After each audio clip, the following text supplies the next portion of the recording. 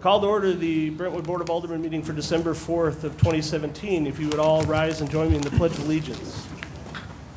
I pledge allegiance to the flag of the United States of America and to the republic for which it stands, one nation, under God, indivisible, with liberty and justice for all. Roll call, please. Alderman Dimmitt. Here. Alderman Kramer. Present. Alderman Leahy. Here. Alderman Lockmiller. Here. Alderwoman O'Neill. Here. Alderman Plufka. Here. Alderwoman Sims. Here. Alderman Weggie. Here. Mayor Thornton.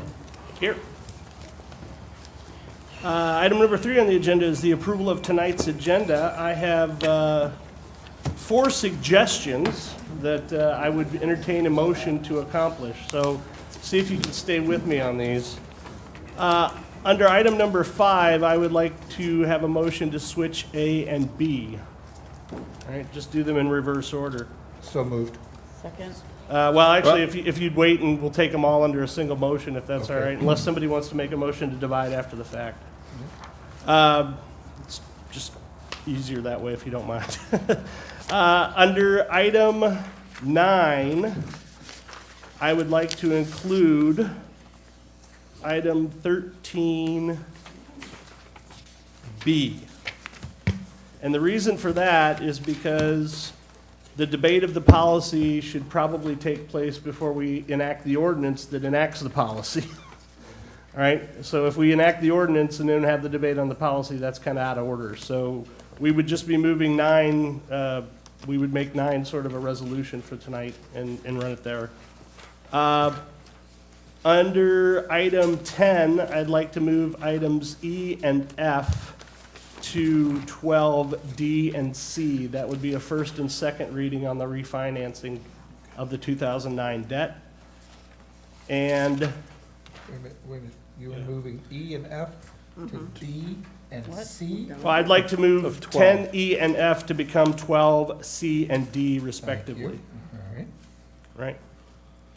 So the only one of those that I would think that anybody might have an issue with is the moving from first to reading only to first and second reading. So if anybody wants to take that up separately, now's the time to talk. I think that would be advisable that Okay, we do fine. break it out. We can do that. Because of the constant reprint. That's fine. The fourth item that I would like a motion on is to remove items 19A and B. So why don't we, if we could get a motion then to have switch A and B under number 5, to move 13B to 9, and to delete items 19A and B from the agenda. If I could have a motion to do that. So moved. Second. It's been moved and seconded to do all of those things. Is there any discussion? Seeing none, all in favor say aye. Aye. Are there any opposed? Great. So now on the, now I would entertain a motion to move items 10E and F to items 12C and D respectively. So moved. Second. All right, it's been moved and seconded to move items 10E and F to 12D, C and D respectively. Is there any discussion? Alderman Lane. Thank you, Your Honor. Based on the fact that we've done some reprinting on these, materially, is there anything majorly that's changed, or is it all just English and grammar and punctuation? Right, It's the latter. right. So by rights, it shouldn't affect what we There have hasn't been any technical or substantive changes to the documents. to work with. Okay. Thank you, Your Honor. Any further discussion on the motion? Seeing none, all in favor say aye. Aye. Are there any opposed? Great. We have an agenda for this evening. Item number 4 on the agenda is the approval of the minutes of the meeting from 20 November. Is there any objection to approval by acclamation? Seeing none, they'll be so approved. Thank you. Item number 5A is the swearing in of a new firefighter. Chief Curtin. Thank you, Mayor. Good evening, Alderman. It's with great pleasure tonight that I introduce you to our newest employee. His name is Seth Carey. Seth, will you please come up? Just right here is great. So I would like to give you a little bit of background on Seth. Seth is from Marquand, Missouri. He graduated high school in 2009. He joined the Army in 2010, was deployed to Afghanistan in 2012, was honorably discharged from the 82nd Airborne Division after 4 years of honorable service in 2014. Seth's dad, Scott, has been a firefighter paramedic with the Robertson Fire Protection District for 28 years. Seth's mom, Lisa, has been a nurse for 28 years and is currently working as a flight nurse with Air Evac. Seth is the middle child of 3. His older brother is also a paramedic firefighter in Salina, Kansas, and his sister is currently serving in the Air Force. Seth received his EMT license in 2014, worked for St. Francis County Ambulance District since 2015, and became a paramedic in 2016. Seth recently graduated from the St. Louis County Fire Academy in the 101st class.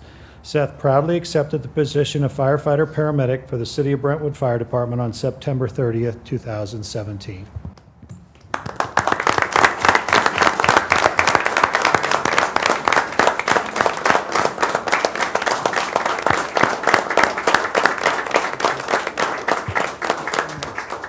Seth Bola is going to swear you in. Come on over here. I, Seth Carey, I, Seth Carey, do solemnly swear do solemnly swear that I will support the Constitution of the United States that I will support the Constitution of the United States and the Constitution of the State of Missouri, and the Constitution of the State of Missouri, and that I will faithfully demean myself and I will faithfully demean myself in the office of firefighter, in the office of firefighter, for which I was appointed for which I was appointed on the 4th day of December 2017. on the 4th day of December 2017. Congratulations.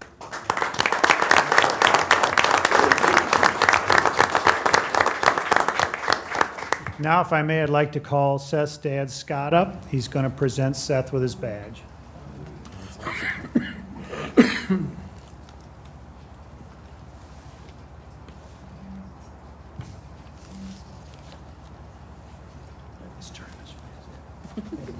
Keep turning, get the photo.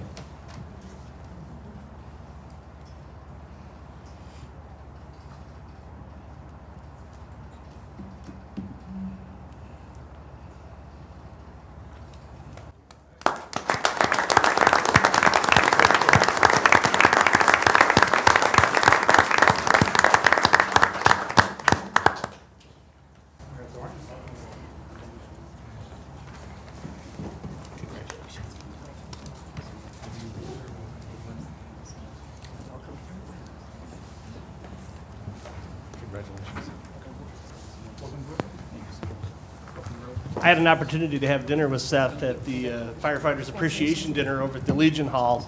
I think it was last month or maybe the month before, but anyway, October. Thank you, Sally, for the wonderful dinner and for the information. Anyway, Seth's a wonderful addition to our fire department, and we're lucky to have him. So thank you, Seth. Thank you all very much. May I just Go ahead. proceed? Yeah. Okay. We'll move right on into All item right. B. Okay, so I also have the great pleasure tonight to introduce you to Mr. and Mrs. Hammer. They are Brentwood residents, and Mrs. Hammer had a medical event in September on the 6th, and I'll read a little story about that here first, but I'd like to bring them up and introduce them to the board.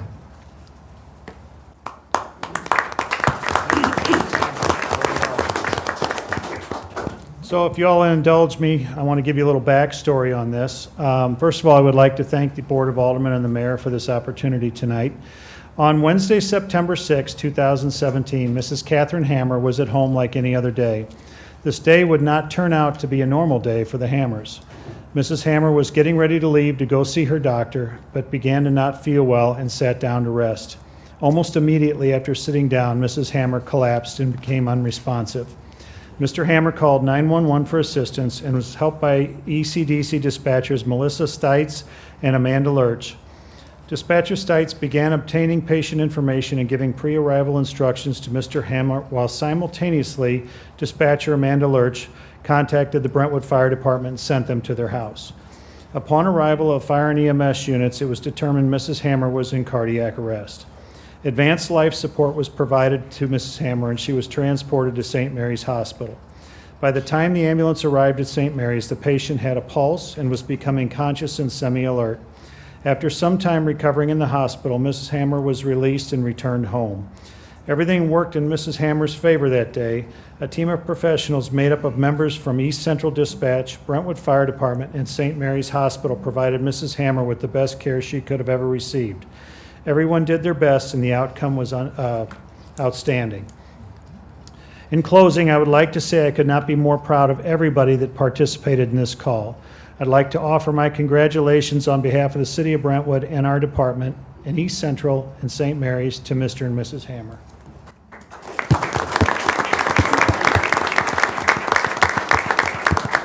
With that, I would like to provide or hand out some awards, if I may. What I'd like to do is we're going to start with the Brentwood Fire Department, and I'm going to call out your name, and as I call out your name, please come up and be recognized. Assistant Chief Ronnie Cottrell.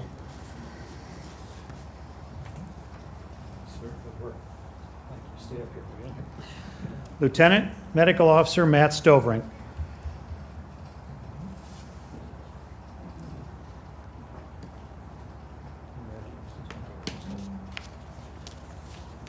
Lieutenant Dave Bruno.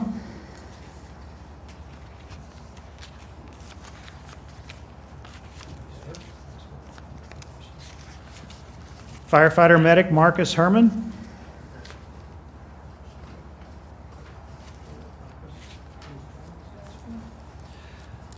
Firefighter EMT Scott Stevens, oh, there he is. He snuck in on me. Okay. I wasn't sure you were here, Stu.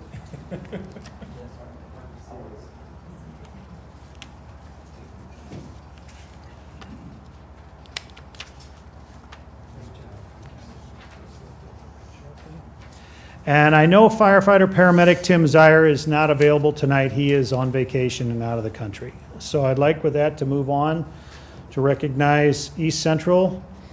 And I'd like to call up Melissa Stites, please. Great job, Melissa. Thank you for all your help. Stay right there.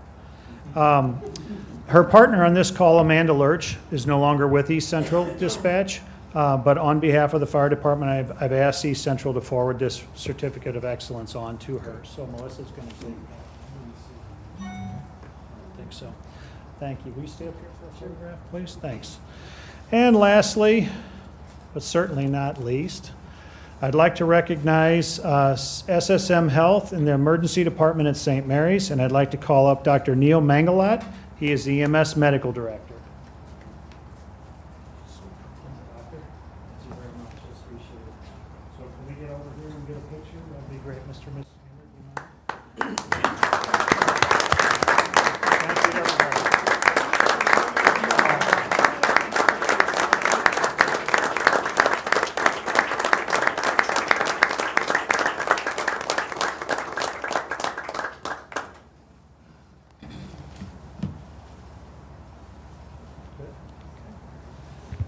Thank you, everybody. Thank you, everybody. I appreciate it. Yeah. Oh, I'm sorry. Yeah, we want to. Dr. Mangalat's going to hand out some pins. I'm sorry. We give the little blue angel pins that you guys all know about from the last time. So again, paying money to give your guys more pins. While the doctor hands out the pens, I just want to say how fantastic it is. I've actually lost count of the number of these ceremonies that we've had in the 3 years that I've been mayor. And that's just a great thing, because every one of these ceremonies is somebody who might not be with us but for the efforts of our first responders. So it's just fantastic. Well done. And to build on that, Mayor, this is not something we do on a regular basis. We've been very fortunate the last couple of years. We have had some tremendous successes, and all of the training and the hard work and the dedication that the guys put forth every day really pays off in these circumstances. And the good part is we've had some very positive successes, and that's really not the norm in our business. So I'm very proud of everybody, and I thank this board for recognizing them tonight. Thank you. Thank you, Chief.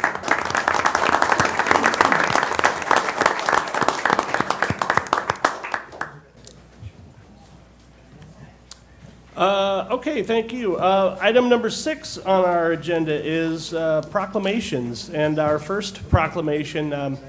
You know, one of the things you get to do when you're the mayor, one of the best things you get to do when you're the mayor, is go out and meet with a lot of folks. And in the process, I have come across people who I like to call my heroes, or what I'd like to be when I grow up. And two of those people are here tonight because they've been married for 60 years, and that's David and Patty Fitzgerald. So if you guys would come up, we're going to read a proclamation in your honor. David and Patty have been married for 60 years. What's the date, Patty? December 28th. December 28th. They will have been married for 60 years. So I've got that on my calendar. Find Christmas and move it 3 days. I'm surprised you made it 60 years, David. Talking like that. All right, Tom, if you would. Surely, Your Honor, this is in recognition of Dave and Patty Fitzgerald's 60th wedding anniversary, whereas on December 28th, 1957, Dave and Patty were married at St. Mary Magdalene Church here in Brentwood, Missouri, and whereas Dave and Patty have 5 children, Dan and Jim, who live in Brentwood, Colin, who lives in Fort Smith, Arkansas, Sean, who lives in Phoenix, Arizona, Ryan, who lives in Eldridge, Missouri, and whereas Dave and Patty have 13 grandchildren, Shannon, Kelly, Bridget, Caitlin, Michael, Molly, Allison, Grace, Carson, Hannah, and Ashley Fitzgerald, and David and Julie Orick. And whereas Dave and Patty have resided in Brentwood for 58 years. Whereas Dave and Patty have been active members of St. Mary Magdalene's Parish since 1959, serving many organizations in the community. And whereas Patty served on the Brentwood Library Board for many years as well. So now, therefore, I, Christopher A. Thornton, Mayor of the City of Brentwood, Missouri, do hereby congratulate Dave and Patty Fitzgerald on 60 wonderful years of marriage this 4th day of December, 2017.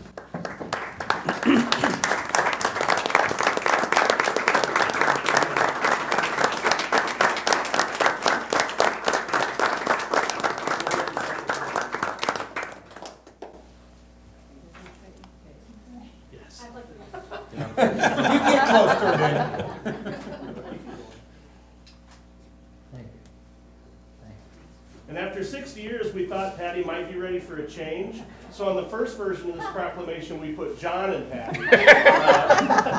But she said she wanted to stay with the tried and true model. So, well, we'll get this one into a frame for him and we'll have it sent out. Thank you.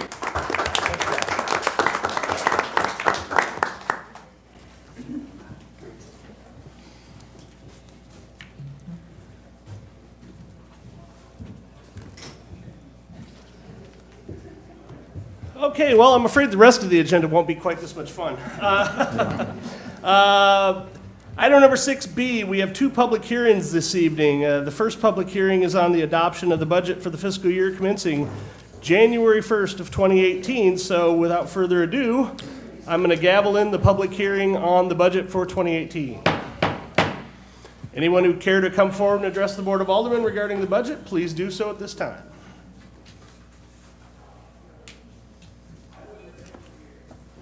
And I'm hearing crickets.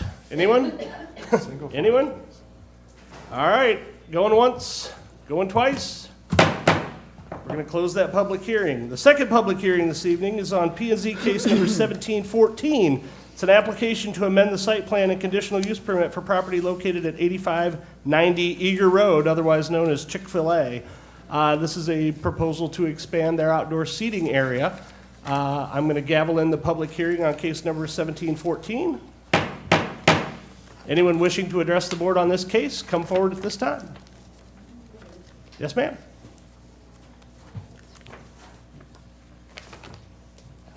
Susan Lee on Eulalie. Is this going to add a lot more cars to the situation? Because it's pretty crowded up there now and Eager. I don't know if you've ever had to go there between 11 and noon to try to go to Deerberg's or something, because you can't. It's all piled up all the way down the street. So what's involved with this situation? I mean, it's going to add more cars, isn't it, to the... I don't know. Actually, this is the chance for you to speak, so maybe Yeah, we can address that during the, All right, let the me put it this discussion way. on the bill. I'm probably against Yeah, it. okay. No, that's fine. But like I said, this is our opportunity to hear from you, so perhaps Okay. during the discussion of the bill, somebody will address it. Okay, great, thank you. Anyone else care to talk to the board regarding case number 1714? Going once, going twice. Public hearing is closed. Item number 8 on the agenda is the hearing of any matter of public interest upon on the request of any person present. At this time, you can feel free to come up and address the board on any issue you see fit. State your name and address for the record. You'll be given 3 minutes. Anyone care to address the board? Seeing none, we'll move on to item number 9 on tonight's agenda, which has been moved from item 13B, for those of you following along on this sheet. It's a resolution, and Alderman Kramer, do you have the resolution? I do, Your Honor, or would you like the, guess I'll go ahead and read. It would be resolution number 13A. 1083? Got it. 1084. Oh, 83 and 84, correct? just No, sorry, 84, sorry, my fault, 84. yes. 84, please. Your Honor, I reached out to Evelyn Wood with an emergency phone call today for the packet presented to us this evening, and I was informed that I was not the first to be in contact with them, but here we go. The first of our synopses this evening, Resolution 1084 covers the revised policy for administration of the city's sewer lateral repair program. Resolution is to adopt a revised policy for the administration of the sewer lateral program as described. The Board of Aldermen wants to be sure that taxpayers' funding for the program is used as efficiently as possible, and the program will be as effective in protecting the public health and our environment for as long as possible, which requires careful reconsideration of the program's costs, benefits, and structure. Our Public Works Committee unanimously recommended to the Board of Aldermen the sewer lateral repair program policy revisions as presented, and includes a hold harmless agreement provision and potential ordinance change. It's all covered in the language of resolution number 1084. All right, thank you. Chair would entertain a motion to adopt the resolution. So moved. Second. It's been moved and seconded that the board adopt resolution 1084. Is there any discussion? Alderman Leahy. Thank you, Your Honor. During the committee, the Public Works Committee, we battled around a couple different ideas of trying to make the program shift and work out. For the benefit of the audience, can I ask a couple questions to at least explain how we got to the decision we did?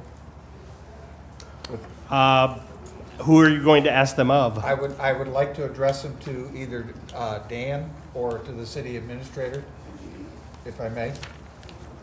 Sure.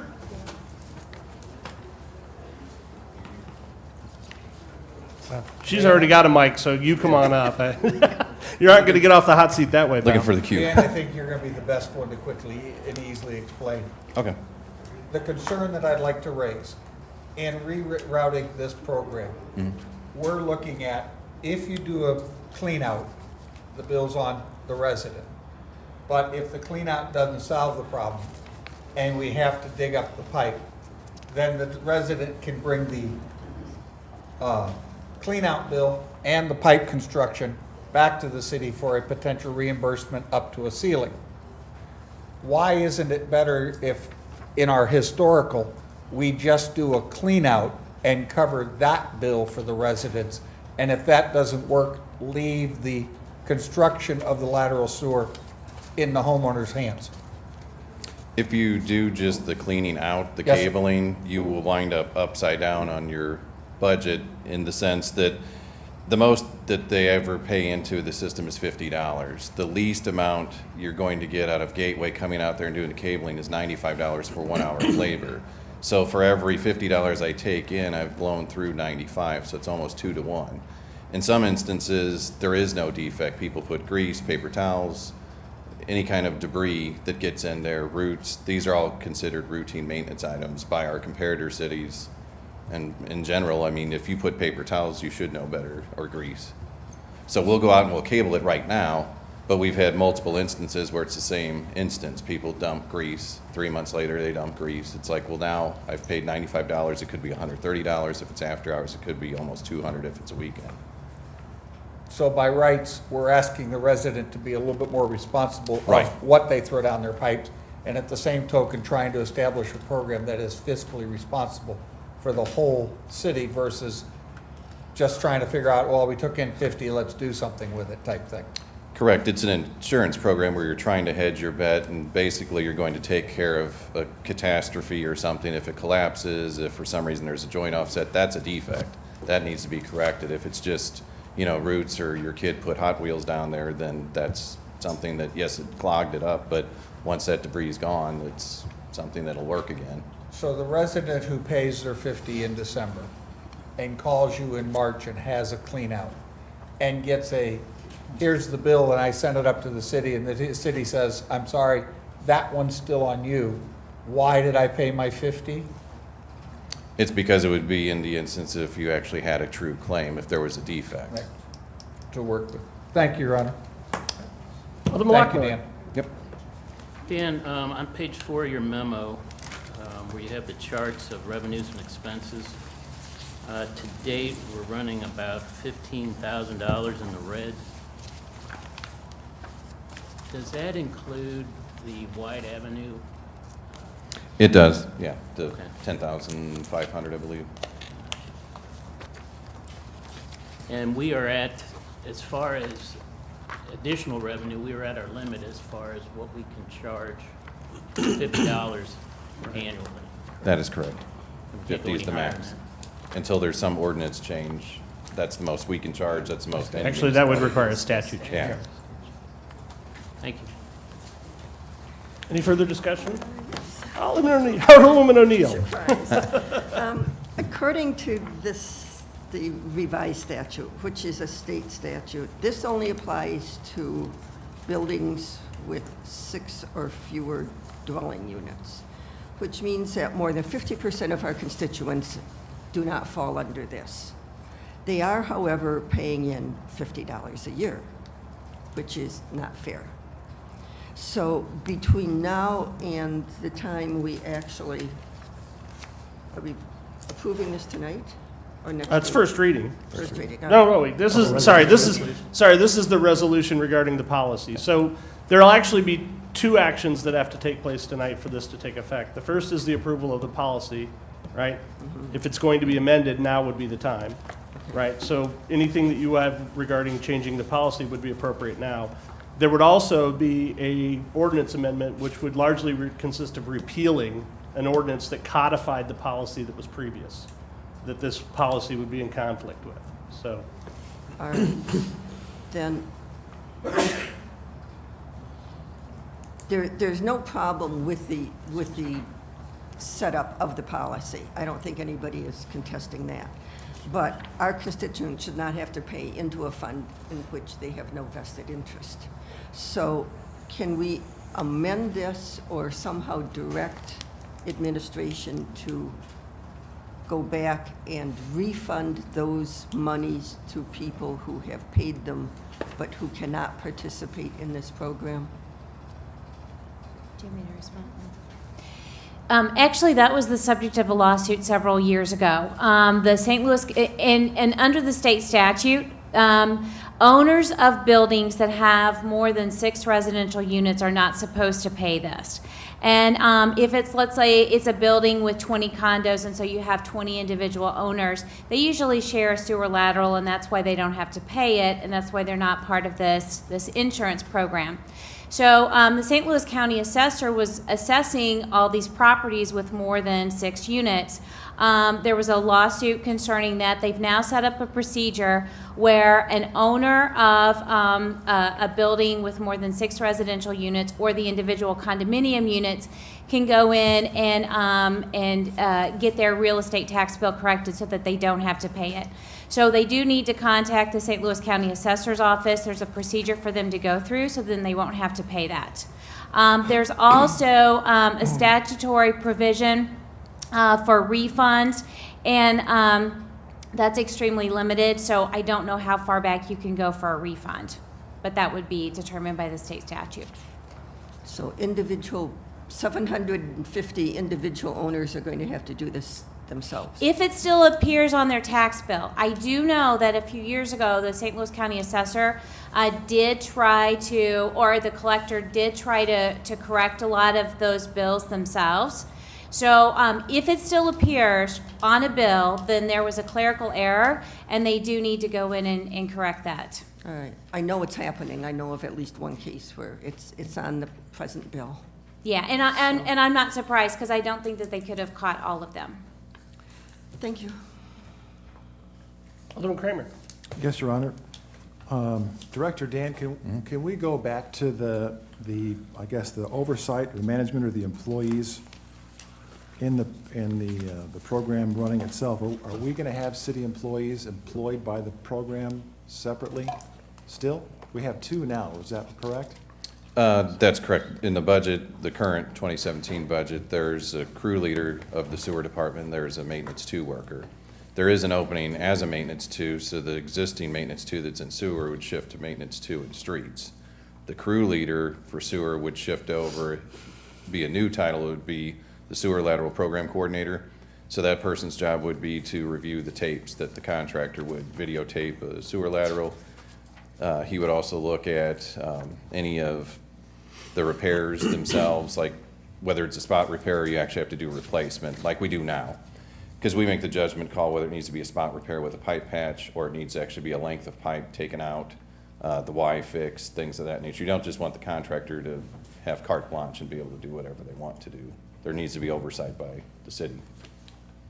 In the past, when the program was first incepted, there was kind of a separation of the city employees into the program. In other words, the public works employees would help out with the program, but they weren't employed by the sewer lateral program.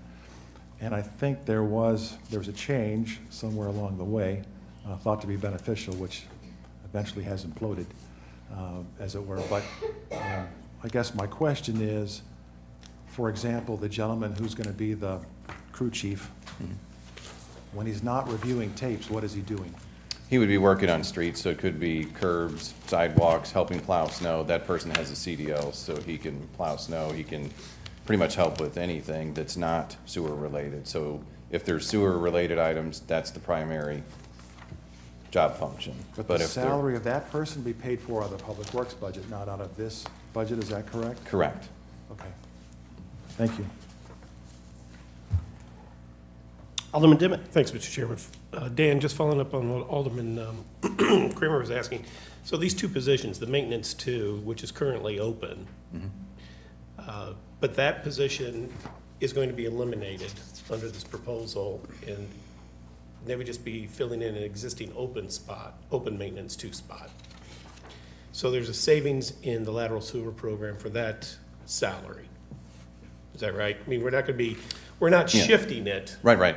Because your revenue stays flat in sewer lateral, but what's gone a little bit awry would be like your contractual services. So by no longer drawing a salary out of that department, you're able to funnel that money towards contractual services, and then their actual payment would be out of the streets. Okay, but all I'm getting to is if it's 100 and, 193-ish well, for the revenue. that's the revenue side, but the expenses for the salary, I think it's like 128 for the two positions, I believe so. when you add in the benefits maybe, or,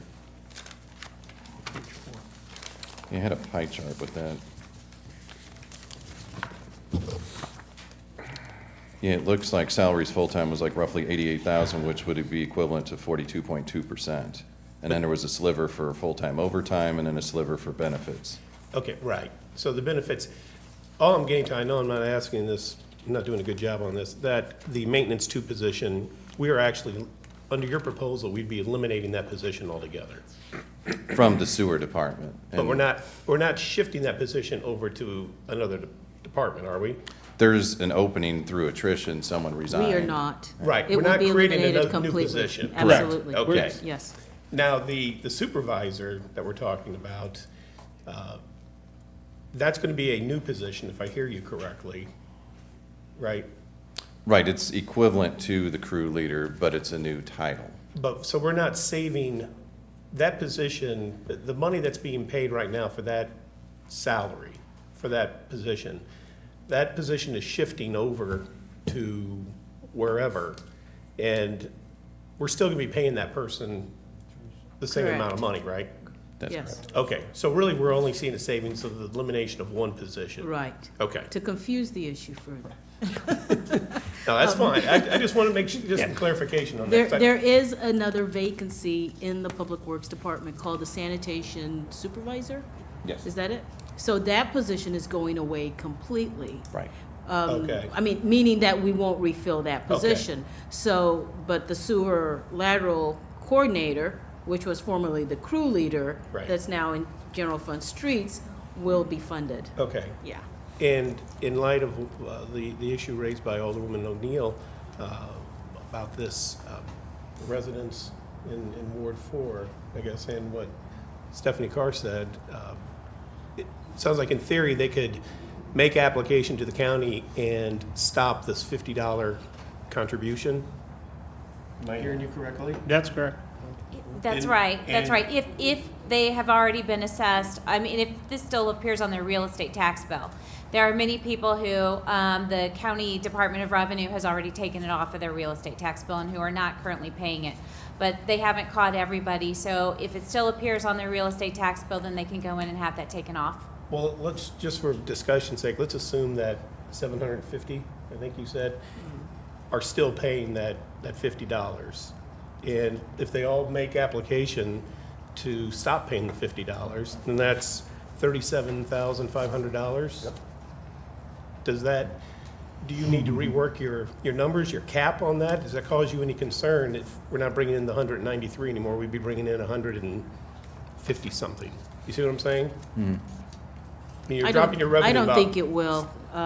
It just means that we either can A, subsidize it from another fund, general fund, or we won't spend that much in contractual services. But we know we always spend the maximum that we bring in sewer lateral. So the only real reasonable way to do it is just to subsidize it through another fund.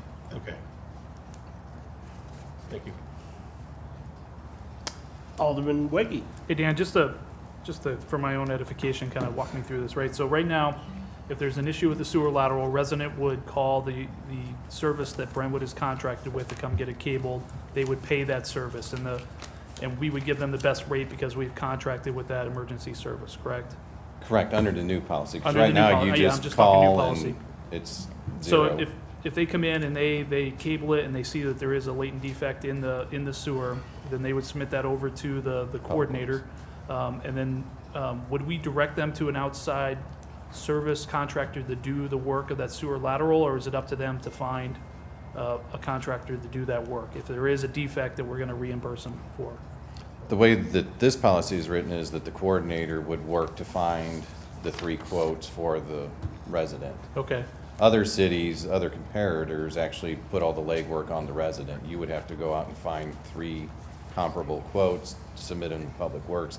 This is a little more streamlined in that effect, unless for some reason you would want to change it to something like that, which. But, so the way it's written now, but the coordinator would find those 3 quotes, bring those back to the resident, basically. Correct. The decision would be made, it would be capped at $7,250 of what Brentwood is picking up, and the rest would be on the resident after that point. That is correct. And then any repair of landscaping, anything like that, that's on the resident outside of the contract, right? That's correct. Yeah, that part doesn't change. So if you have a retaining wall or you have a bunch of rose bushes, that's on you to reinstate it however you see fit. Okay, all right, thank you. Alderman Kramer. Yes, Your Honor. Director Dano, I wanted to ask you a question back to your original example about the fee being paid in versus the charge necessary for a cleanout, for example. I personally be opposed to the deletion of cleanouts entirely, maybe a limitation. We talked about that in the past, maybe 1 per year or something like that, to put a cap on it.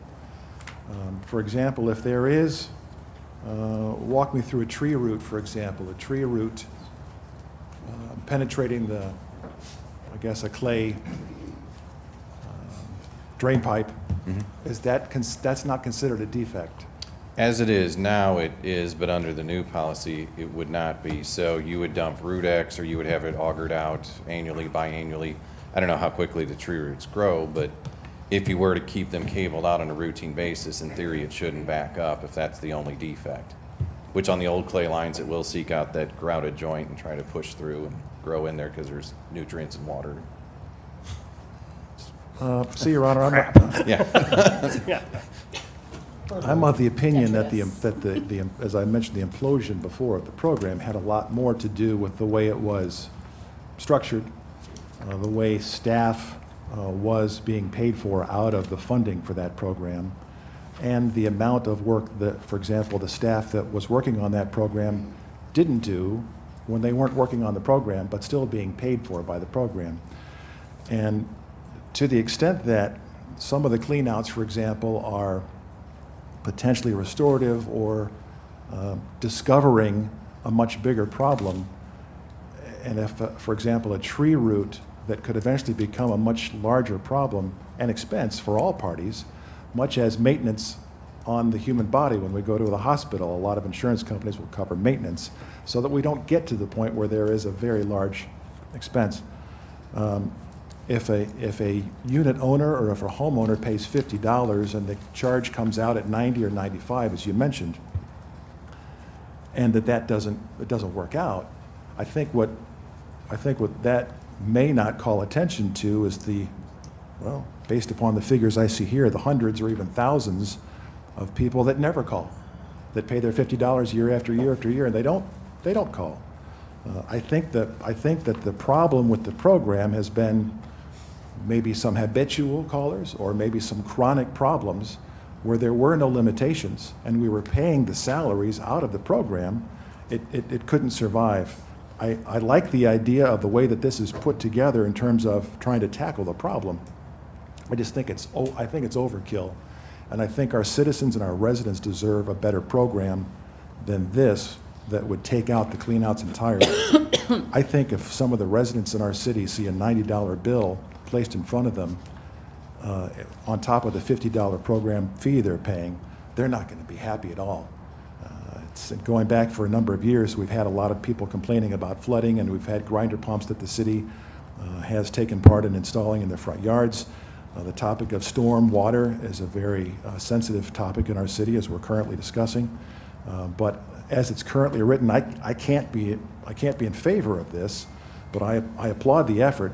And once again, I want to call attention to all the people who faithfully paid their fees and would like to continue paying their fees and not be harmed by the way the program was put together, run in the past, or the fact that maybe some people take greater advantage of it. I think there's a better way to do it. That's all I have, Your Honor. Thank you. Alderman Lockmiller. Alderman Kramer, I think when the statute was written by Steve, could you state, move the microphone over just a little? Yeah, thanks. that the intent at the state level was not a maintenance program, but a repair program, a catastrophic repair program. And I think what you're asking as far as ongoing cabling of just maintenance, grease or something of that nature down there, unless it's a catastrophic failure, then they will be reimbursed. But otherwise, it's just a maintenance issue that we were currently addressing, which I think needs now to be taken out of that picture. Thanks. Alderman Sims. Is the sewer lateral program currently $40? Are we looking to raise it to 50? It's $50. It's $50 currently. Current assessment is $50. Okay, I thought I saw that And somewhere. that's tapped out. That's So people are going to continue to pay $50 and get that bill on their property tax. But to me, it appears as though we're substantially reducing a benefit. Is there any, and Mr. O'Keefe, maybe this is a question directed to you. I mean, people have purchased homes in Brentwood. At least I have purchased a home in Brentwood, and I will say as a citizen, I in part relied on the benefit that existed, that your sewer lateral program is unlike any other. That's right. And, and now you're now you're reducing it. I mean, is there any concern, that we're conferring, a benefit existed, that people have relied on it for several years, people have purchased homes, and I think the argument can be made in reliance on it, and now from going to, you call the sewer lateral hotline, and we'll come and we'll fix your lateral, including, if you have a block. Now if you have to snake it, that's on you, and oh, by the way, if you have to replace your lateral line, it's gonna be capped at the $7,000 amount. I'm concerned that, it's an election year for me, that people are going to be, that this was a benefit, and now we're reducing it. Is there any legal concern for that? I think there's a substantial legal concern with doing this in an election year.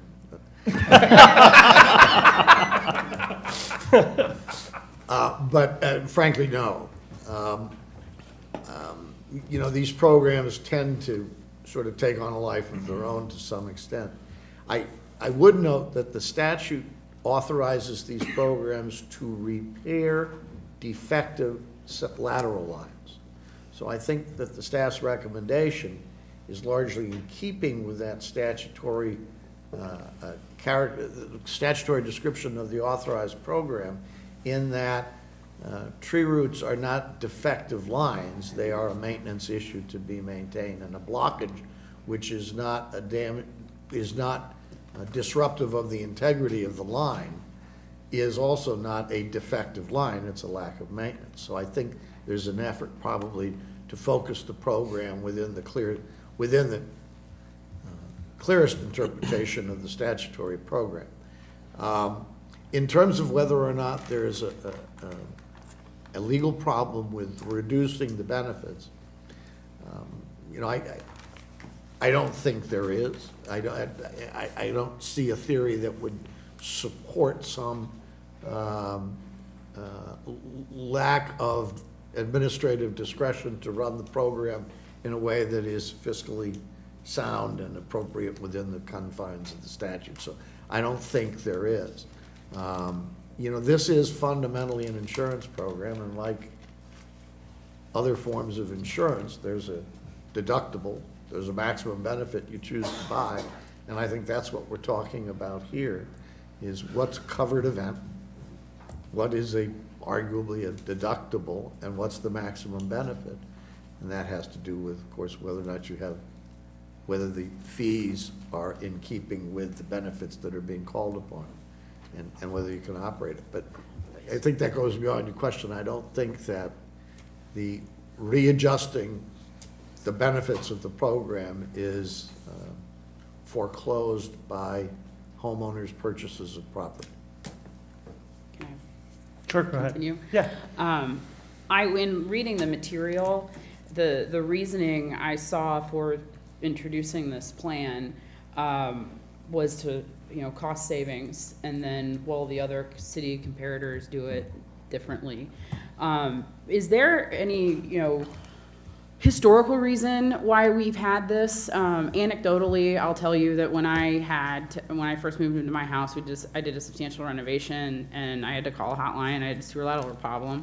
I said, you know, do you know why you guys are different? And the guy that snaked my drain, whoever, you know, will give him that qualification, you know, said, oh, well, Brentwood has, you know, flooding problems, so that's why they're different.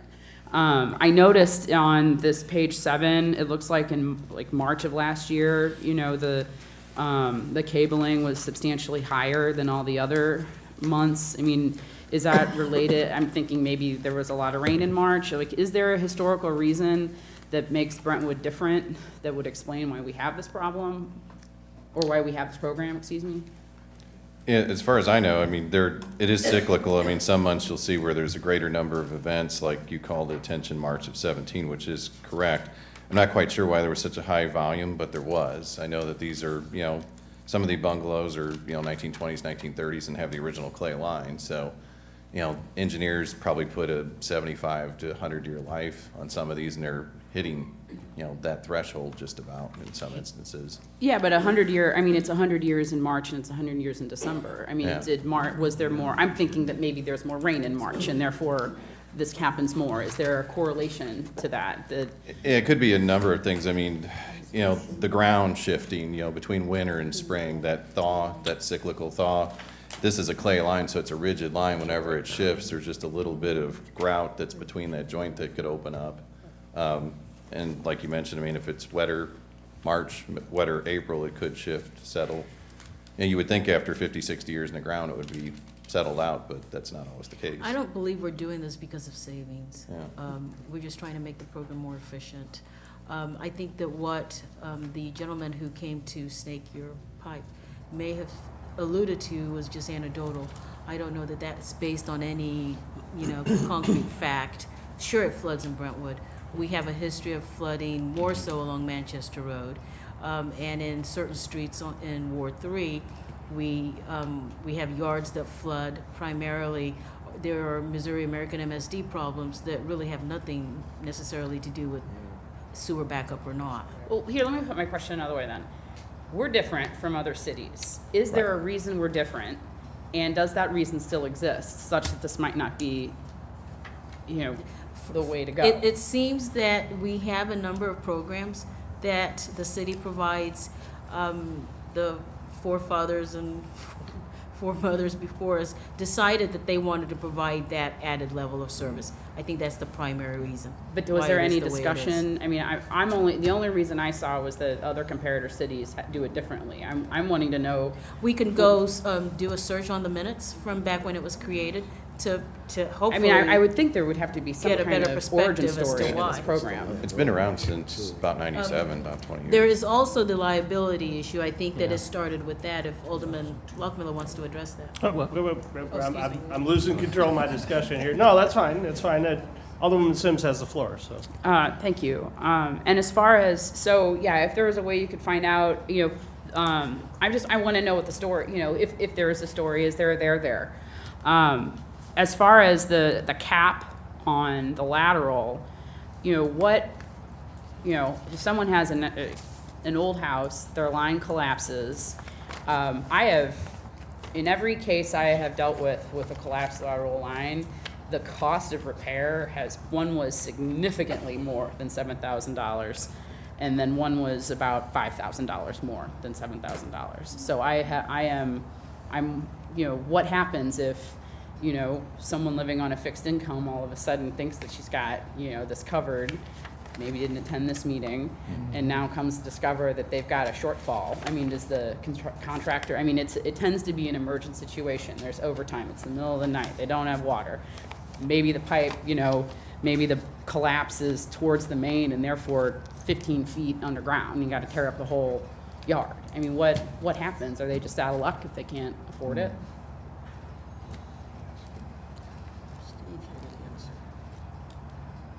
Well, no, sounds like a legal thing. It's either like, one of you, I think yeah, it's a it's somewhat like- rhetorical question. Yeah. I mean, I don't, if the Yeah. cap is 7,500. Right. I And think, and it's a reimbursement. I mean, they have to pay the bill and we reimburse them. and Well, I would add that, again, that the program, again, just looking at the statutory language, only authorizes the program to repair the defective portions of the lateral. So ordinarily, that is a segment where the Not the whole. damage or defect is located, and you don't replace the entire lateral. Mm-hmm. You go down and replace the defective portion. Now, if the homeowner has a preventative, thinks they ought to replace the whole line because of its age or something, that would be a matter for them to take up, but that's not an insurance element. Right, but we've said that this is, these are old clay pipes that they could have bellies that go, the full length of the yard. Mm-hmm. You could have, the pipe could go zigzag through the yard. So it may not just be a fixed, location where it's, you just do surgery and take that out and reset it. They could be looking at substantial That's true. repairs. And what we are saying to these people now is, for the same amount of money, we're just gonna reimburse you $7,250. That's basically what we're doing now, right? As it is written, correct. And as far as, replacing, the lawn, now the resident would be responsible for replacing the sidewalk that would have to get potentially dug up too? No, under this policy, we would still do the sidewalks. To say it runs perpendicular to a slab, Public Works would come in. I wouldn't have a contractor do it because we're able to do streets and things of that nature. So we would just repair that frame.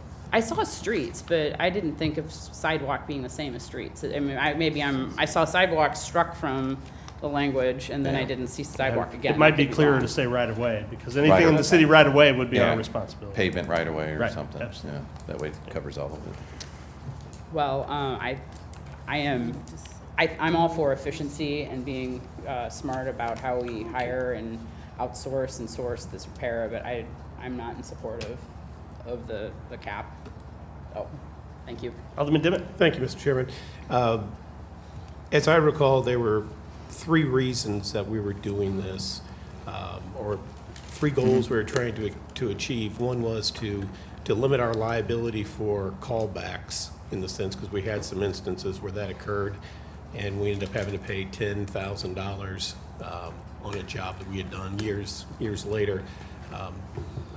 Another reason was to put some type of a cap on the amount that the city is responsible for. Then finally, to address this cabling expense, because there were so many of them. And I think Dan did a great job in supplying us with all this information. And if I remember correctly, I think he did a lot of research to find out what the average cost was for repairing defective laterals. And what you reported to us is that was well below the $7,250 or the $7,500. I don't doubt there might be some instances where it could exceed that amount of money, but I based my decision back at the committee level based on the recommendation and the numbers provided by Dan, and that was that most of them are well under the $7,500 or the $7,250, whatever it is. However, I have been persuaded by Alderwoman Sims and Alderman Kramer that perhaps this is too much, perhaps this is overkill, and I would certainly support keeping the cap in place, as well as, everything except for the cabling charge. I think that is something that we should still go ahead and provide. Thank you. Alderman Lockmiller. Well, I did want to mention two things. One, the liability. At one point, we had a sewer collapse on a worker, and we went to a contractor, anything under, deeper than 10 feet, correct? Mm-hmm. And I think now we've seen a couple of suits, I don't know if we'd call them suits, but settlements we had to make because of the manner in which the work was done by our own employees, right?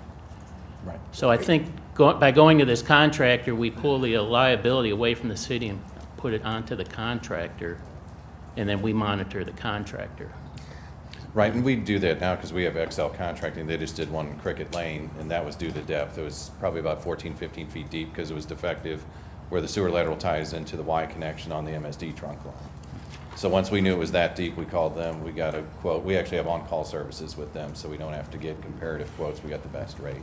And then they fixed it. They'll send us a bill. We'll pay it. But that one, as far as I know, it's going to be well below the $7,250. So that was another reason why we took this up in Public Works, because of the liability factor. But the other thing is, I mean, we saw this account in the red in 2016, and we used general revenue funds, I guess. We didn't cease operations, right? We did not cease operations. No, we do not. We're probably going to have to do that again this year. Yes. Correct. And now we're finding out just tonight that maybe there's $37,000 in revenue we're not going to see in 18. Possible.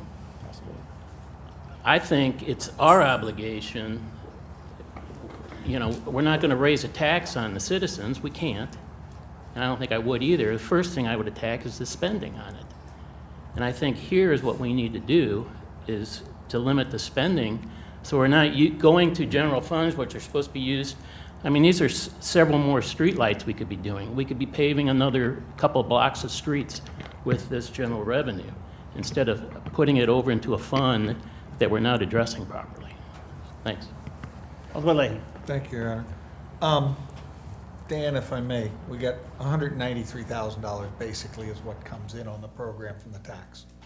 If you cap at $7,500 at a crack, is my math right that you're looking at being able to cover 28 lateral sewer replacements, capping out at the ceiling? It's actually capped at $7,250, but there's only been one or two instances that have exceeded that threshold this year. There's one in high school, it was a complete reroute, and that was like $5,500. The majority of them are in the few $100 range, $500, $600. Let me take it this way. How many lateral sewer diggings have we done this calendar year so far? I don't have that with me, but I know generally speaking, it's about 4 to 5 a week. Between checking with videotape, seeing what's defective, or actually doing a pipe patch repair or a replacement. All right, that's including the clean out and a pipe patching. How many lateral sewers have we had to go dig up and fix and replace the pipe? That I don't have with me. I mean, I can look it up and bring it to the board at the next meeting. We keep a monthly log of what happens at each address per month. I'm trying to find out if the 28 is a good number that we can afford to do, or no, we're running about 40 or 50 a year, so that we have to look at how that all mathematically works out. When I replaced my lateral, it went from the front door all the way to the center of the street, and it cost me $4,700. And I had it up and pulled and put a whole new pipe in to work with. Then I had to fix the yard afterwards. But that's a whole replacement. We Right. even had concrete slab that got replaced in the process to work with. But if we go with this policy, are we putting in a mathematical formula that may not be still meetable by the city? Because I may have more repair work than I have money to cover if everybody caps out. And I'm trying to get us into a balanced number. I'm more comfortable with, I can help you with cleaning out pipes and running that snake through, or maybe our little patch program that we run down and inflate and put the patch on it. And if it needs a full repair, that's unfortunately the owner's arrangement, because I can't afford everything. And I'm trying to find out where a good balance might come from. If I may speak, Mayor Thornton. So this is not a permanent solution. The board has the latitude. If Dan comes back and says we're seeing an increase in the number of occurrence, they can change that cap.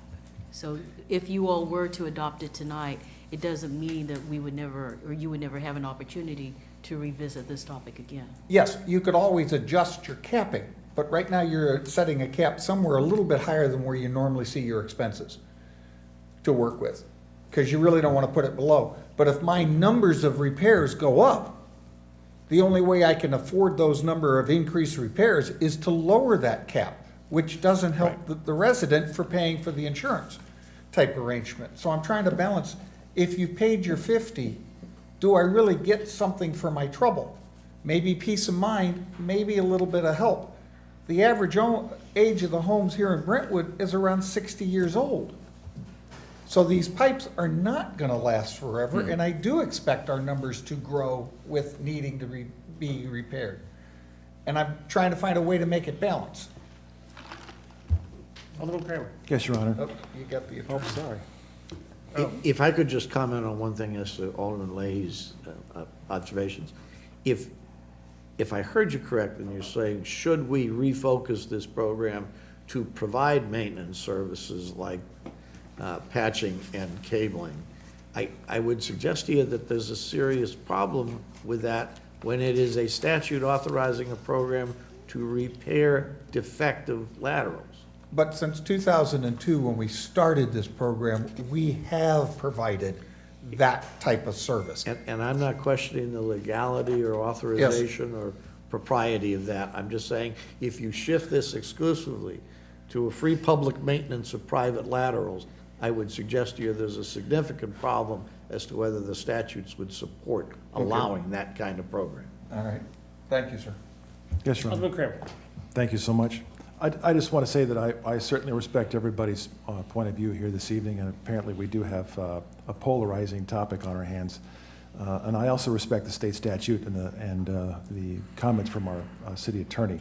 And that Alderman Lockmiller brought up an excellent point, which is, one of the things that they were trying to tackle was to more bring the language more in keeping with the state statute. I understand that. What's being lost here, and Alderman Leahy has brought it up, and Alderwoman Sims has hit the nail on the head pretty well, is the service aspect. I understand the callback of liability. We're trying to reduce the liability. Do that by getting rid of the city employees. Have third party do the work, and we've done a good job at going down that pathway. But I absolutely know for a fact that people have bought homes in this municipality because of the quality of service they get from our city.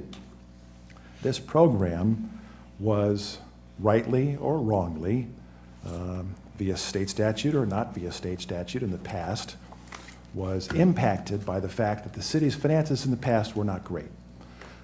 We had a lot of creativity that has gone on over the years, and one of those creativity maneuvers was to allow for our city employees from Public Works to go in and be employed by or paid for by the sewer lateral program. That helped out the line item of labor for the city, but it really hurt this program. And I applaud the Public Works Committee for working as hard as they have at getting us to this point.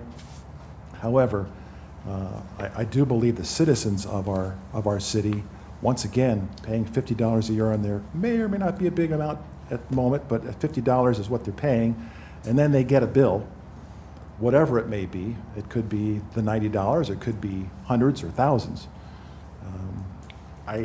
We're not in the same situation we were years ago when I came on in 2003 when this program was already in place. We were not in the same situation then that we are right now in terms of having some assets and a lot of revenue coming into the city. We're talking about spending some of that revenue.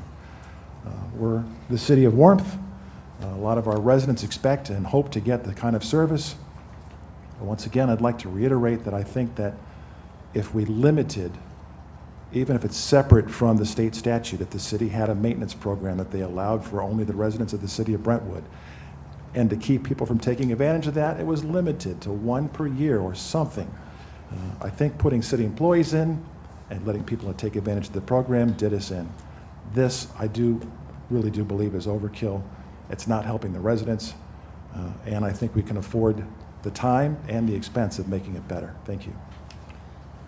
Alderwoman O'Neill. A quick question for Dan. You've said that there are some that are callbacks where people come once a year or more to do this. How many of the times that our staff goes out, is this simply paper towel, clogs, owners not careful what they put in the drains, as opposed to an actual sewer lateral problem? The majority of them are cabling. It's probably at least 60% of the total is just, there's a root, there's something in the line. Once it's through, gateway leaves, sewer's fine.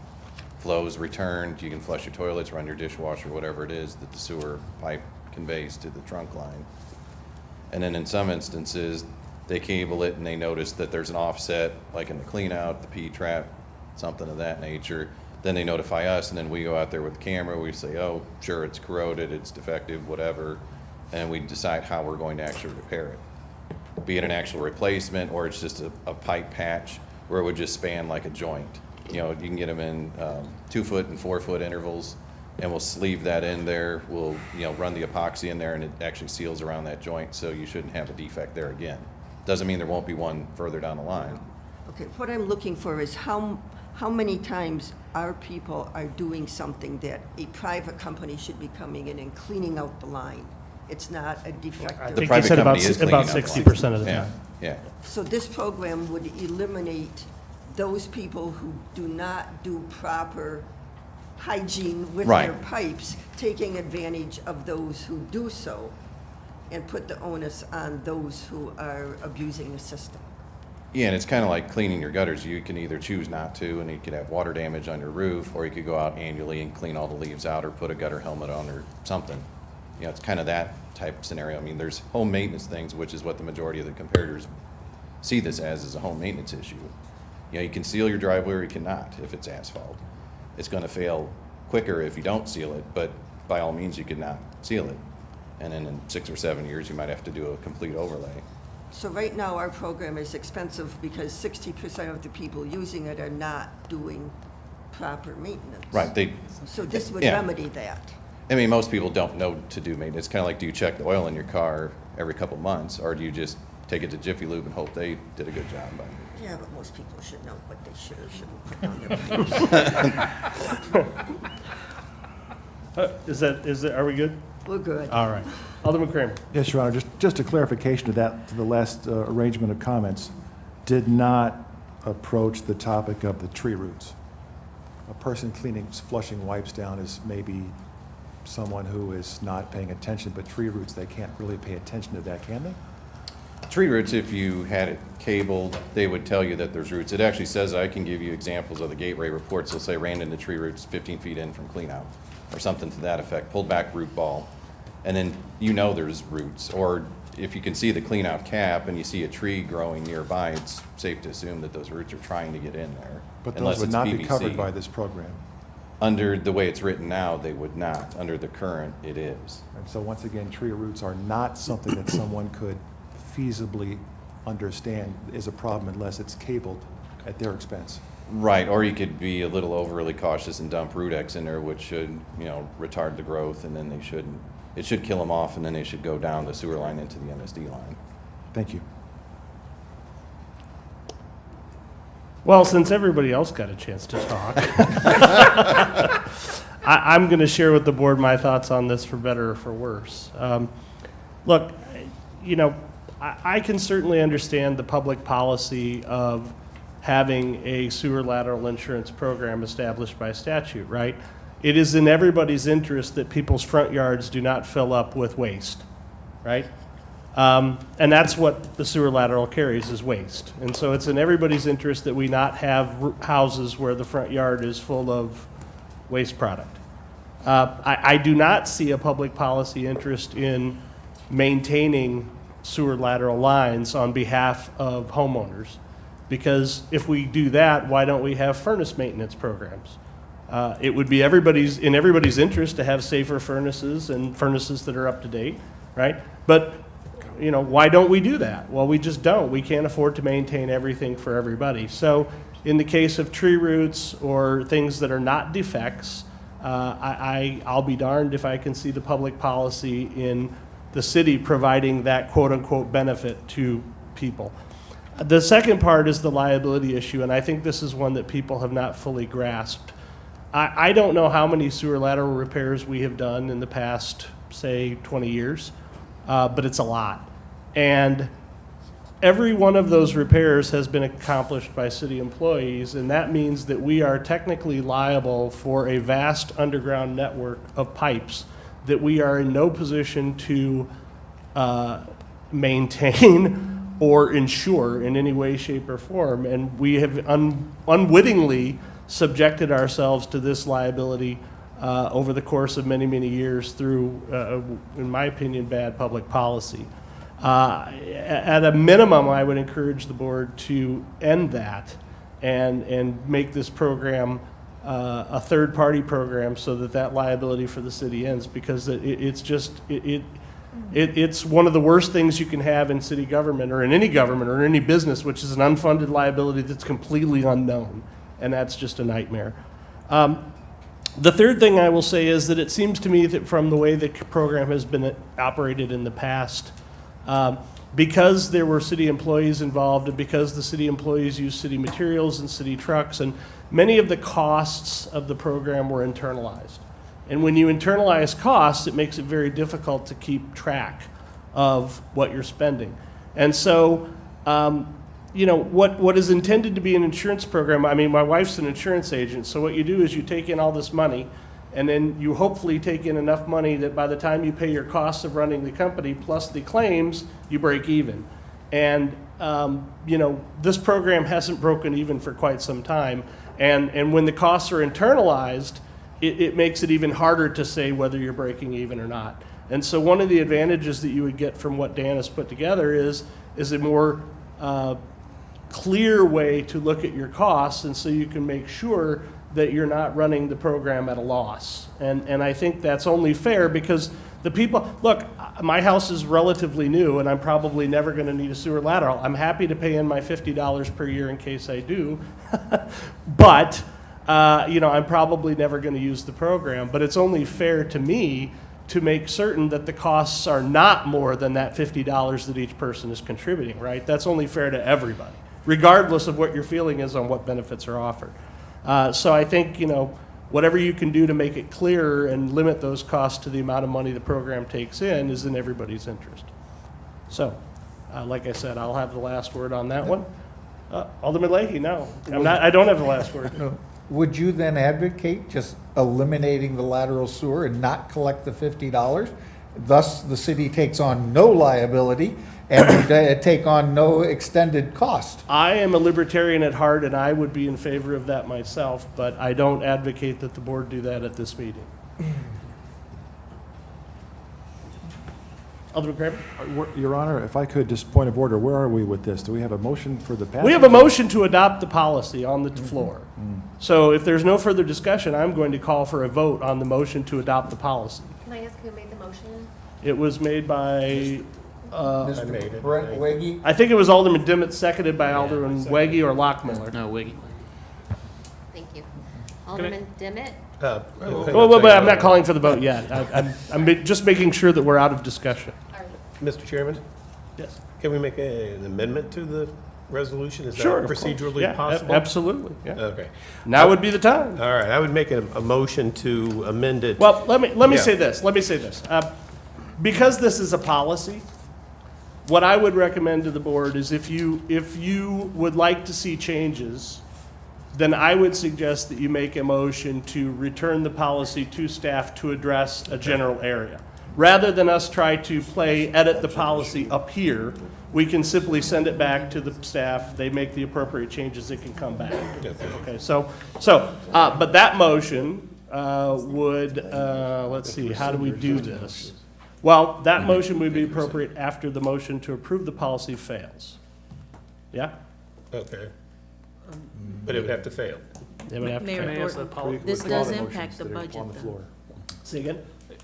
May I ask just a process question, right? So we're voting possibly on a resolution which would change the policy, but we also have Bill 6171, which is adoption of that. Yeah, so the way it works is the policy would be approved or not approved. If the policy is not approved at this meeting, then I would ask for a motion to remove that item from the agenda as it would be moved. What happens if the resolution is passed, but the bill is not passed? If I may, Sure. in case there's not sufficient procedural confusion, I'm not sure how that could be possible. right now, your policy is in the city code, including the phone number to call and the hours of service. It makes no sense to have that in your city code. The ordinance doesn't adopt a policy. It gets that out of the code and says that you will, by resolution, adopt policies from time to time.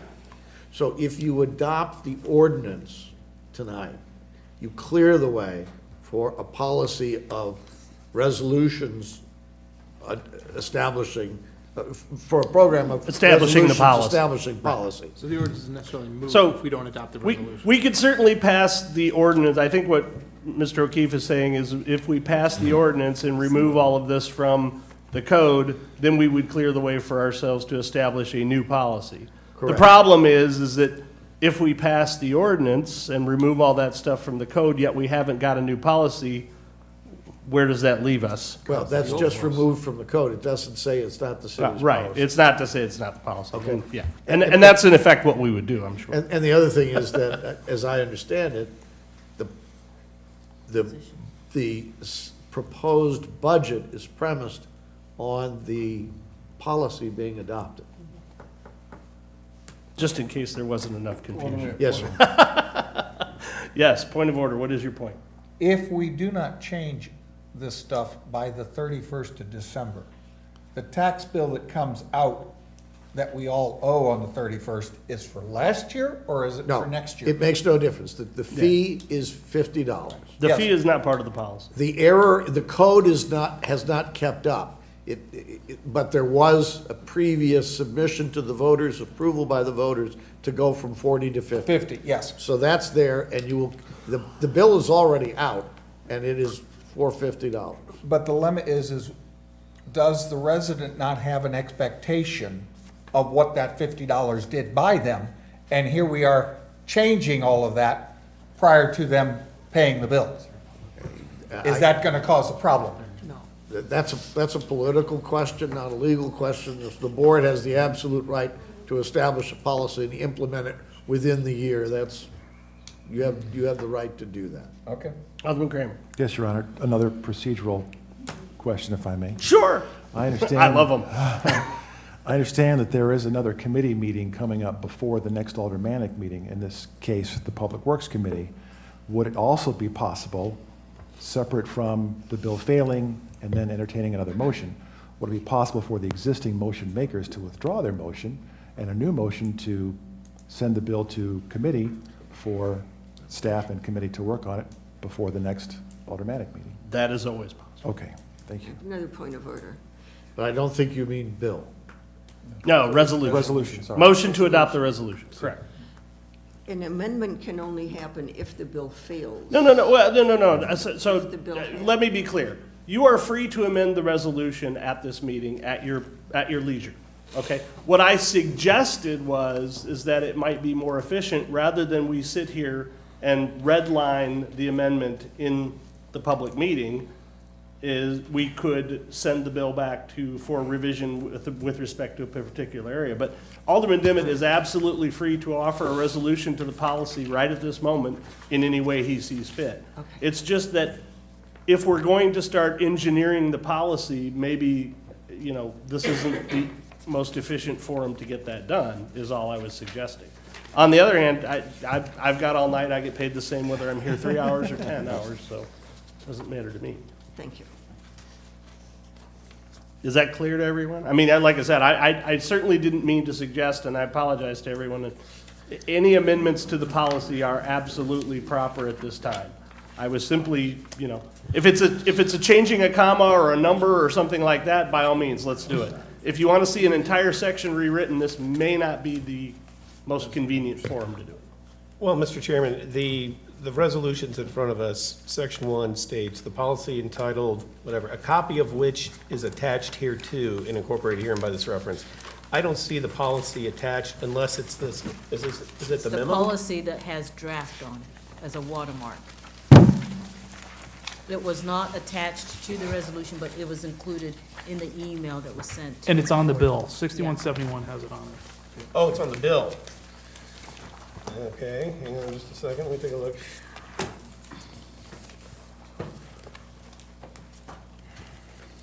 Right here. After the flow chart. This one.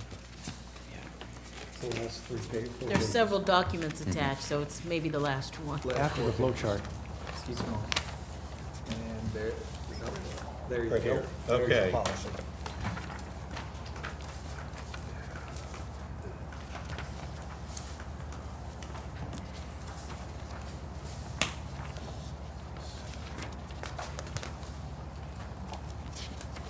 Right after the picture with the Yes. 8x10 colored glossy photos with the circles and arrows on the back of each one. Oh, we don't have any Arlo Guthrie fans. All right, just checking. I don't think, You know, do my best to keep everybody entertained. Well, all I'm trying to do is eliminate the portion that requires the homeowners to pay the cost of the cabling. If that's in here somewhere, if someone can point me to it. We might not be able to, we might not need to redline a whole lot, is what I'm saying. We Okay, might be well, able that's, to eliminate. It's like I eight. said, by all means, I- Yeah, it says, as a common home maintenance expense, the cost of cleaning out the sewer lateral service line is not reimbursable by the city. And that was part of that whole flow chart. If it's defective, Right. do X. If it's not defective, do Y. That was that little decision node. The last sentence. Yeah. Okay, well then I would make a motion to amend the resolution by eliminating paragraph 8 of the policy and procedures. I'll second the motion. All right, it's been moved and seconded that, we have a point of order from our city attorney. Yes, sir, if I may, I would also amend paragraph numeral 3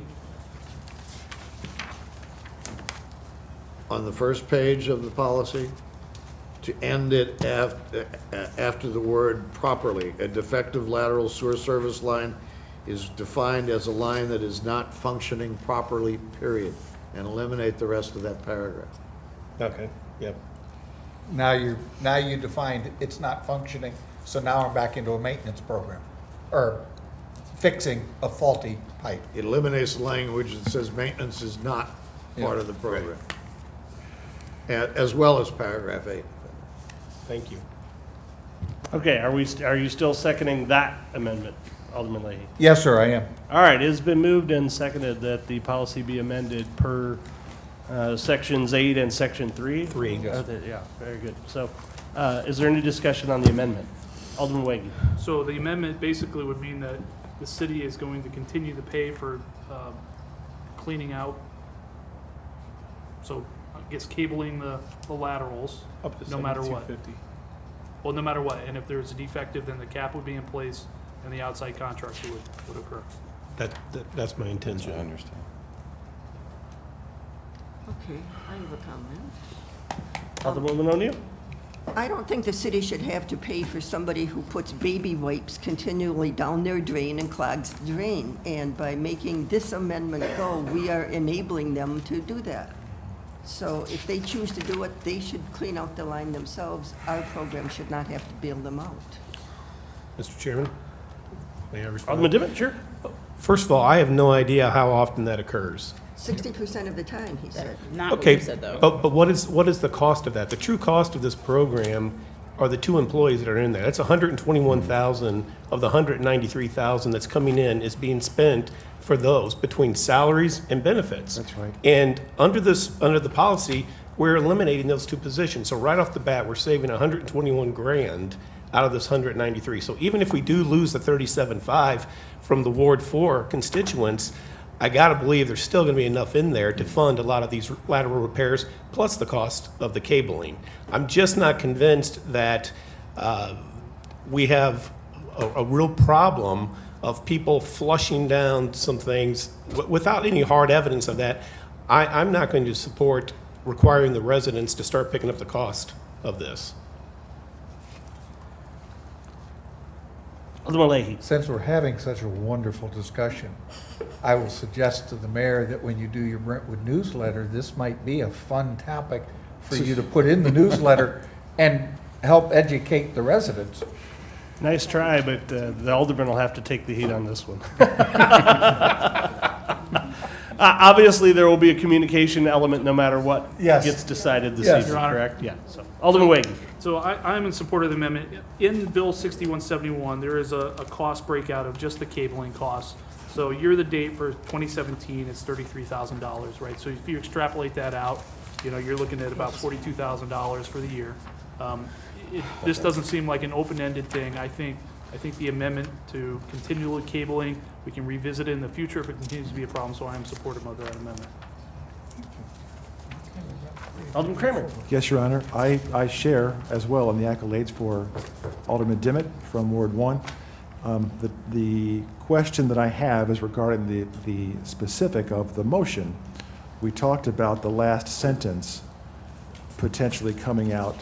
I only wonder if we take all of 8 out, we've taken out the phone number and I guess the language about the instruction part of it to the homeowner, versus just taking out that last sentence of 8. No, you just want the last sentence.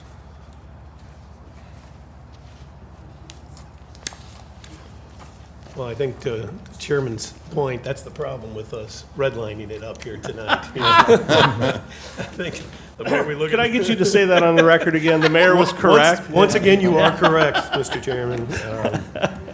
I have to celebrate little victories, folks. That's it. He's right. See? Yeah, I hate to do this. I just don't know, Alderman Kramer. I'll defer to you if you think that covers us. I'm not sure that it does. Our city attorney is vigorously nodding his head, so I suspect that means that he believes that Alderman Kramer's suggestion would in fact be a good one. Then I will certainly defer to our attorney. What if you were to consent to your motion being so modified? I would love to consent. There to you that. go. Anything to speed That's this the up. team Yeah. player I love. Your Honor, Alderman Leahy. if I may beg a question of the original resolution and ask that the original motion and the second for approval of the resolution possibly be undone so that we might entertain a resolution to send this back to committee and staff? Can I beg that question of the 2 parties involved? You certainly have, and I haven't heard any of them jumping forward to, actually, the only one that can voluntarily withdraw his motion is Alderman Dimmitt, and he does not appear to be in the process. I'm sorry. He's got the amendment on the floor as well, Alderman Leahy, so I would suggest that that's probably not appropriate. Any other discussion? Well, he's also got the amendment, so you're asking him to withdraw his amendment and? Yes. Alderman Dimmitt, would you care to withdraw your amendment and your original motion to adopt the policy? With the potential of sending all of this back to both the committee and staff review. I think we've done a wonderful job here. I hate to Okay, send I'm going to take back. that as a no, and we're going to move along. So, Alderman Lockmiller. And just so I'm clear, the cabling. No offense, folks, but it's 8:30 and we're on item no. number, Right. Real quick, the cabling is going to be done by a contractor and not by a city employee. Correct. Right, and that's the way it is now. It's done by Gateway. You call the number, Gateway comes out and cables it. If it's Well, 12 feet. If this gets this policy in Well- place, I'll support the amendment. Cabling's different than repairs. The cabling, you want it to stay the same. Keep the cabling policy the same as what the current policy is. So we can rewrite that. I guess I have a question too. I mean, not trying to complicate things, but is that different from cammering? Cabling would be, cabling is strictly an eel, like a Yeah, sewer you send- snake yeah, that's got a so- cutter to remove whatever debris. How do and we then- handle, so if that indicates there's a potential problem, then you do the camera? Right, then you would do the television, that's on a push rod with a little camera lens on Okay, it. very good, I So, understand. Yep.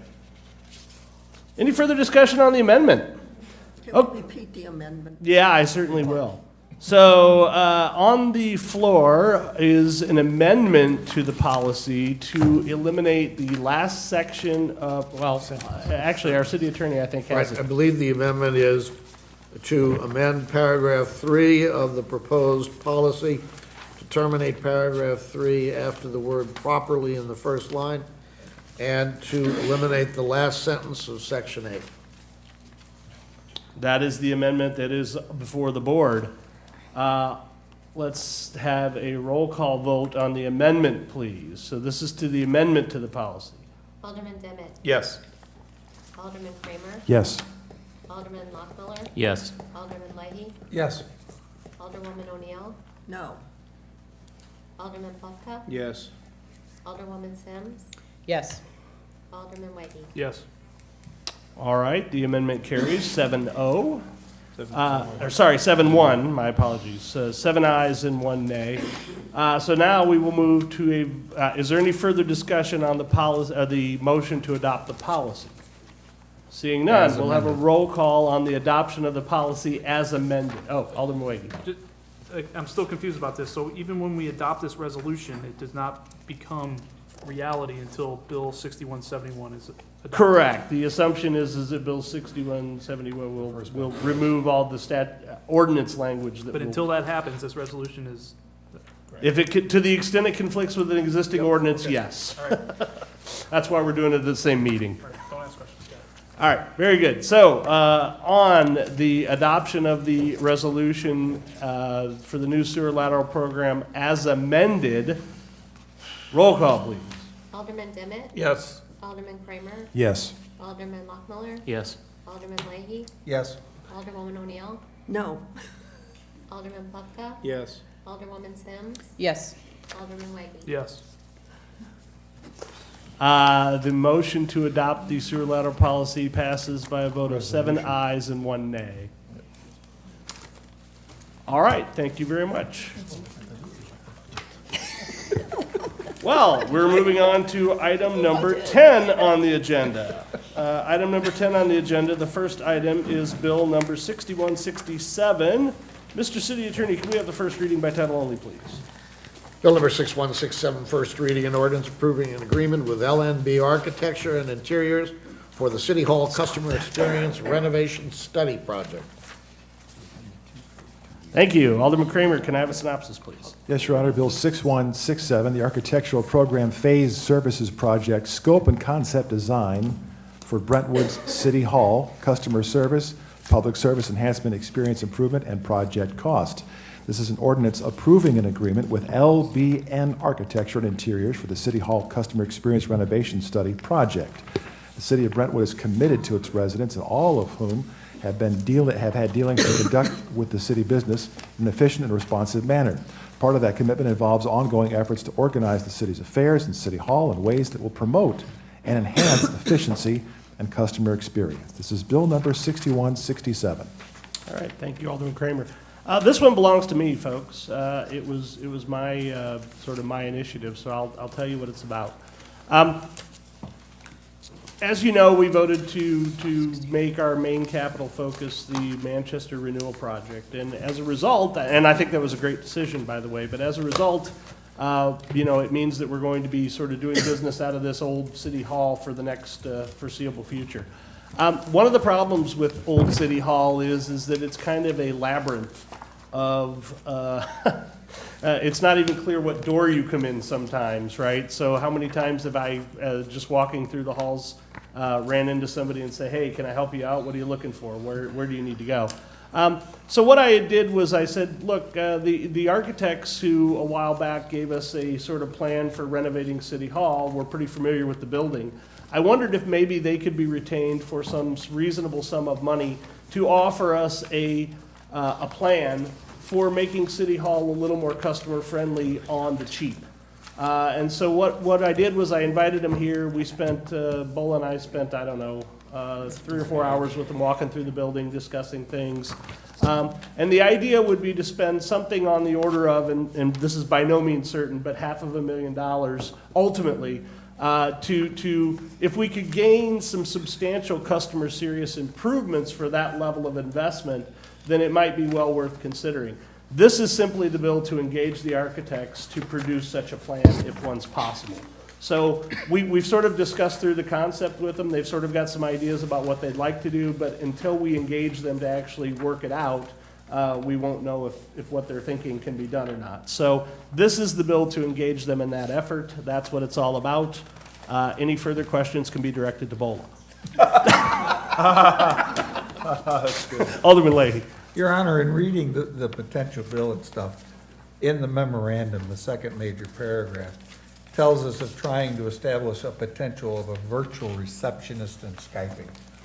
And forgive me, but my experiences of being on automatic telephones and press this and press that and get to this, I'm sorry, but that is the furthest from being customer friendly or even receptive. And if that's what we're headed towards, No. I'm not in favor of going that way at all. No. In fact, we're talking about It's going. in the memo. Yeah, I know it it's is in the memo.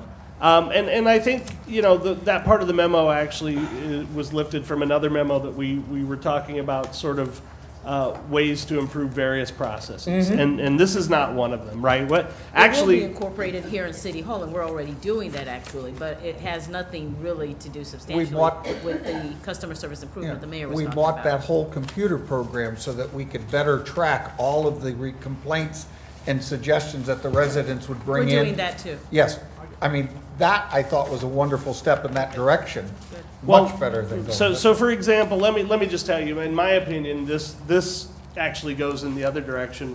One of the ideas they had is to create more of a reception space that's more easily accessible from the entrances in the middle of City Hall, so that people would feel like when they come in, there's somebody there to greet them and to help them out. So, we're kind of going the opposite way. Now, I won't tell you that we haven't talked about, virtualization technology and some of that in some other areas with maybe lower traffic, but that's not exactly what we're talking about for this building. So, yeah, I caught that too, and I thought it was interesting, but this goes to. Second question, if I may. In the body of the contract and stuff, it gives us 2 areas that they're looking to focus on. I'm assuming that their engineering aspects would be more of a partial instead of a full redo of the City Hall building and the floors? Yeah. So I mean, you're again, looking- we're doing this on the cheap. We Yeah. gave them sort of the parameters of, look, spending no more than $500,000, what can you do to accomplish these goals, right? Better define working spaces, create a more customer-friendly experience, perhaps get a little more useful space upstairs. And really, like I said, we won't know how successful they'll be at that until we engage them to actually go and do a full plan. Yeah. Or not. I mean, if you're not interested, we don't have to do this by any means. So, Yes. fair enough. Alderman Kramer. Yes, Your Honor. City Administrator Akande, does this mean, just a question, are we not going to have the kiosk we talked about having with the customer service or the reception?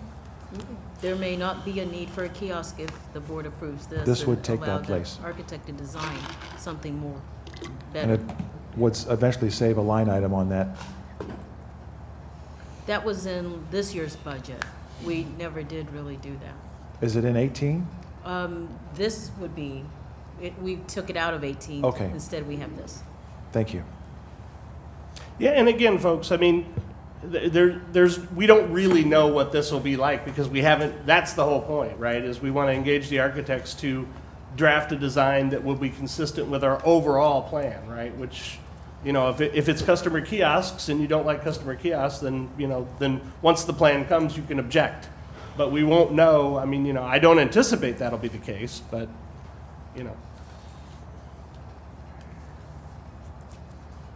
Go ahead. Just to follow up on your comment, Your Honor, this has been a topic of conversation some years ago about how to more efficiently use this building, especially since our fire department and police department, and once upon a time, I guess, jail inmates have departed for another location. Hot Pockets being served at another location. It's a highlight of the 4th grade trip to go down and visit the one that's still there. Yes. Yeah. So, I don't know if, for example, the organizers of this project will be exposed to the plans that we have seen before, or will they be They totally? developed it. They developed them. Okay, what was the older gentleman, Jay Brown, somebody? Green. Mr. Robert J. Green. Green. And he's in this company? He's retired. He's Is it- retired. We assisted J. Robert Green. Do you want to come to the podium? I recognize you. Okay. Come on up. It's all becoming clear, Your Honor. Hi, Hi. I'm Laura Babler, and I worked with J. Robert Green together to produce those documents. Okay. That was easy. Thank you, Your Honor. Any All other right, questions? thanks. Okay. All right, any further discussion? All right, Mark, check me on this, we're first reading, right? Yep. So, item 10B, is bill number 6168. Mr. City Attorney, can we have first reading by title only, please? Bill number 6168, an ordinance adopting the annual budget for the city of Brentwood for the calendar year 2018 and providing for the effective date of this ordinance. All right, thank you. Alderman Kramer, synopsis, please. Surely, Your Honor, Bill number 6168, the adoption of the fiscal year 2018 budget for the city of Brentwood. This is the annual budget and commences January 1st, 2018, runs through December 31st of next year. Total revenue for the budget of all funds is $24,726,805. And total expenditure for the budget is $29,066,054. Notable additions to the budget include increased funding for street work to mill and overlay 22 streets and 34 additional street lights in residential areas of wards 1, 2, 3, and 4. Furthermore, the recent approval of the countywide Proposition P provides a partial year boost to the general fund and is quite a positive for us. Proposition P funds allow us to pay for 35 new street lights in wards 1, 2, 3, and 4.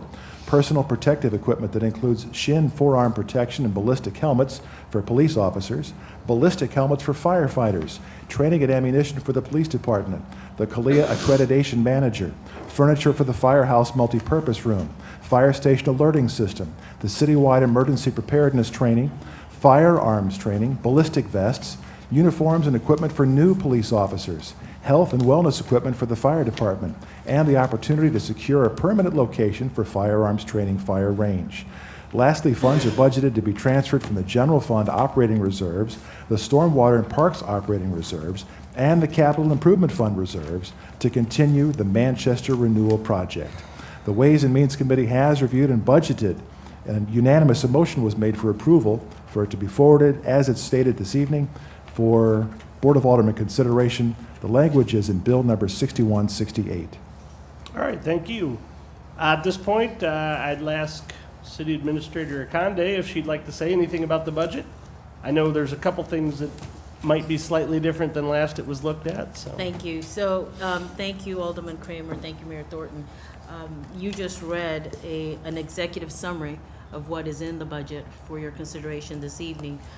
Since Ways and Means met, we had an opportunity to take another look at the budget, and I'd like to bring to your attention that we would like to add 2 additional positions to the finance department. One is a staff accountant. We are requiring that this position have an accounting degree and possibly have a CPA. This position will ensure that we plan for succession planning. If you all recall, in 2015, when our former finance director left to move closer to home and take on another position, that position became vacant, and we didn't have people in the department that could help carry the work forward. Therefore, we had to consult with someone to come provide that higher level of service. So this position will ensure that we have that greater depth in the department for continuity and succession planning. The other position is a management analyst that will provide support to the city administrator's office to ensure that this overall administrative support that we talk about citywide, special projects, that we have someone also at a master's level degree to come in and assist us in that effort as well. One item that we failed to put in the budget, initially we did, but then reconsideration, we took it out, but we'd like to bring it to your attention tonight, is the Fundware software update. I'd like to ask Karen Shaw perhaps to come address why this is really important, that we provide an upgrade in technology, both for ADP, our payroll system, and, you need your memo, or you can speak it up, and Fundware. Actually, we hope to, before the end of the year, get the ADP upgrade going, and which, like I told you already before, will keep us from being so much more manual on some things like that. It's going to be tough, but we're going to get it done with the department head's help. But the Fundware, which is the accounting software, is going to come to what has been described to me as a total end-of-life product at the end of the year, meaning the developers of that program will no longer support it whatsoever. And I don't know if you remember Ways and Means back in April or June or July or whatever, we had a major problem with the software, and the Clayton IT people worked on it together with the support service people that we have right here in town. The company's called Zobrio, and Blackbaud, which is the people who developed this. Between the three of them, and it had to do something with the Windows update, and I think possibly with our server. So it comes end of life at the end of the year, and will no longer be supported by that developer. We will still have the support of Zobrio, but if it gets to that level of what it happened to happened in May, we can't contact them. When that happened and when it was fixed, there were 6 weeks of every keystroke that we did, we had to re-enter it. Everything we did had to be redone in the accounting system and then balanced again to make sure it was done correctly. So if it's possible, we want to get it upgraded next year, and at the same time get a separate integration done between that and the new ADP upgrade, because right now, when we do the ADP and we cut everyone's check, we do a manual journal entry and then we go key that in. I want them to be able to talk to each other, and what would take whatever, if it didn't balance, an hour, would take a push of a button once we balance the two to make sure they're correct. Going forward, not knowing if this would get approved or not, I have Zobrio coming in, and they're going, the system hasn't been archived in a long time. I think that contributed to the problem. They're going to give us a quote to archive what's in our old system. Hopefully that'll clean it up a little bit, and then they're going to give us a support agreement for the coming year as best they can. It's a local person. He lives in Richmond Heights. He's a CPA. He used to work in government, and he's now the CFO of Zobrio, and he's very, not CFO, he's the chief operating officer of the whole company, president, and he came in this last week to see me whenever I was worried that, we might not get to upgrade and I needed it archived. Whether or not we do, we need to get that archived because it could go any minute.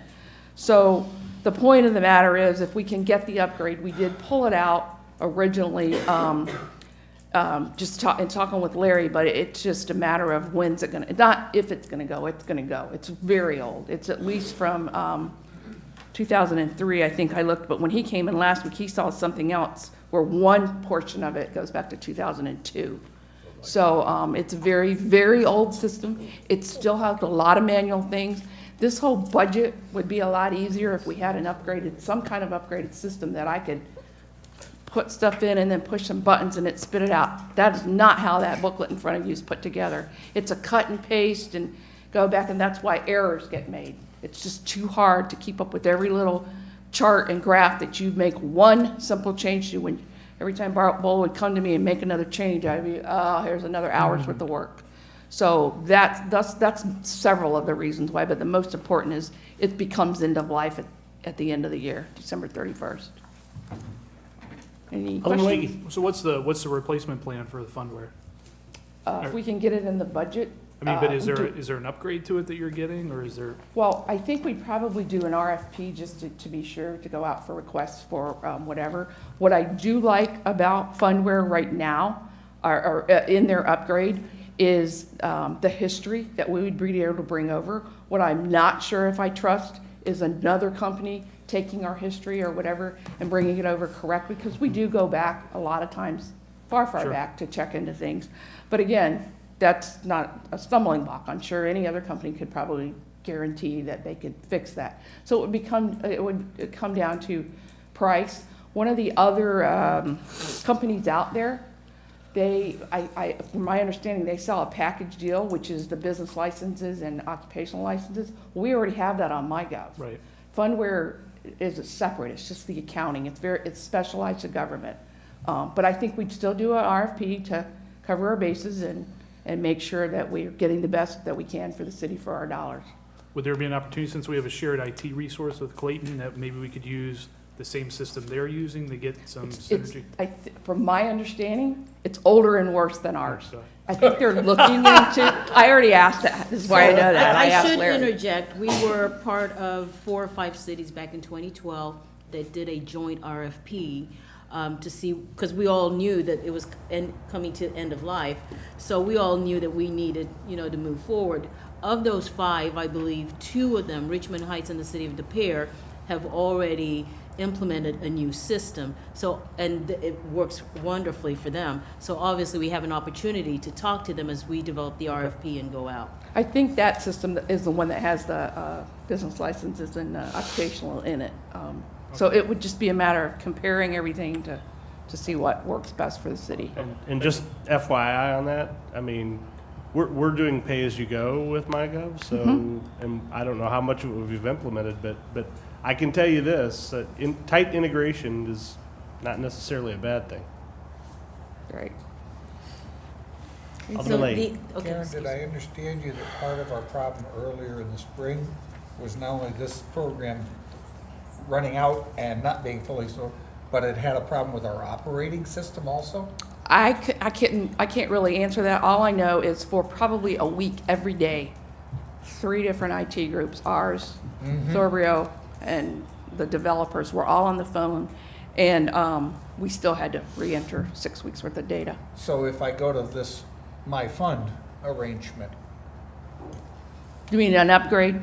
how does that prevent the discontinuity of the operating system might be creating? Well, this is a brand-new platform. This is why this is old and end of life. The Fundware upgrade, it's not even called Fundware, it's called Financial Edge now. Financial Edge, okay. Yes, called Financial Ed.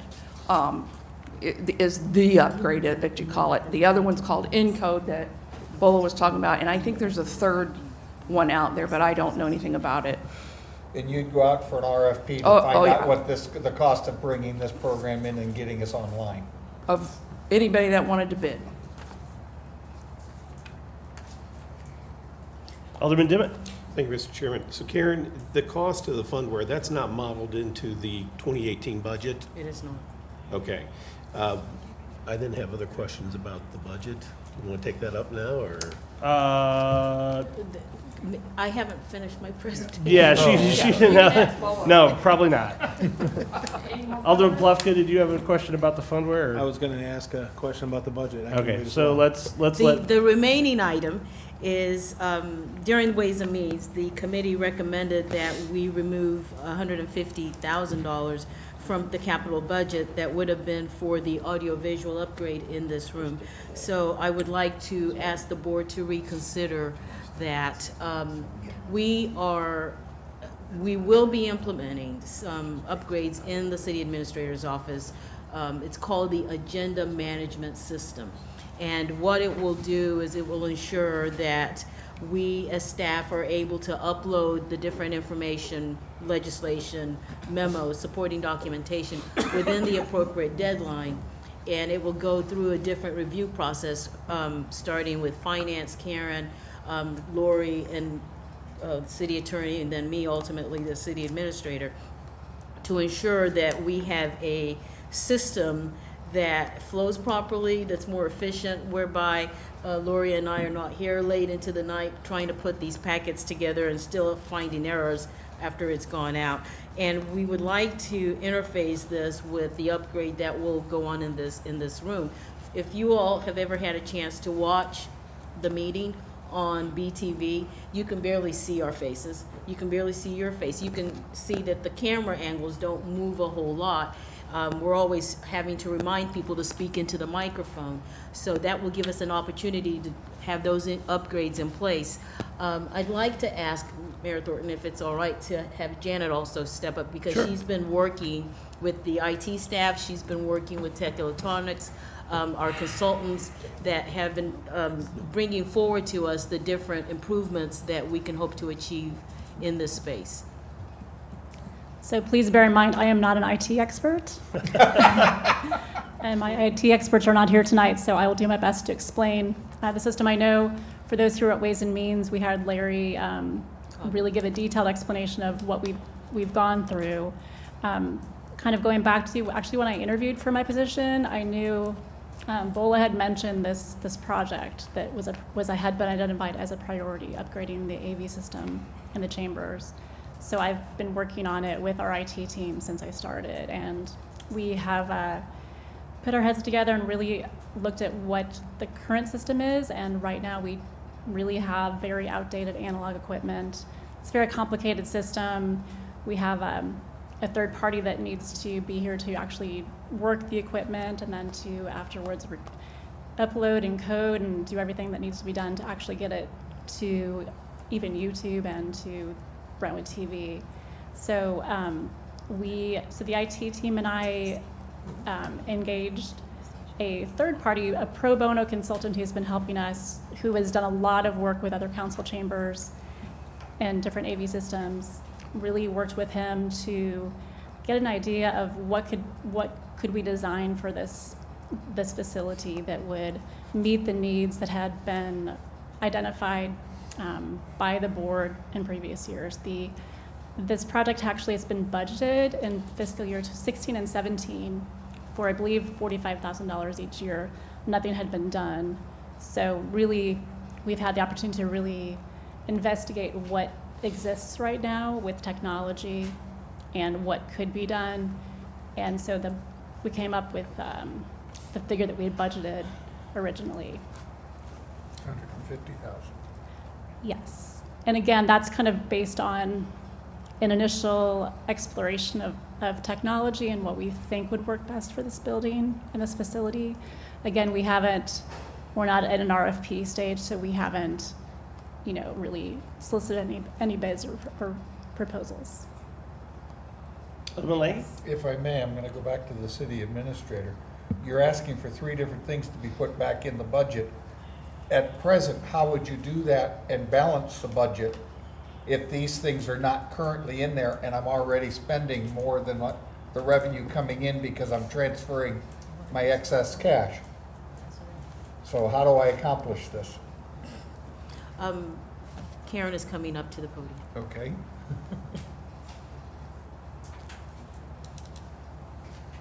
Okay, so to add this back.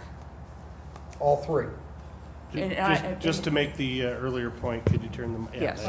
The positions are already in the budget. Yes. So it'd be the 2. The 150 for the fundware, and then the audio The visual. 150 for the AV. So we have to come up with $300,000 somewhere. Right.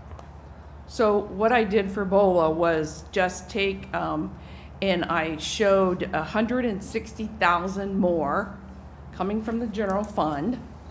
So if you want to look in your budget, I'm not sure what page it is, but it's the page with the budget summary, all funds.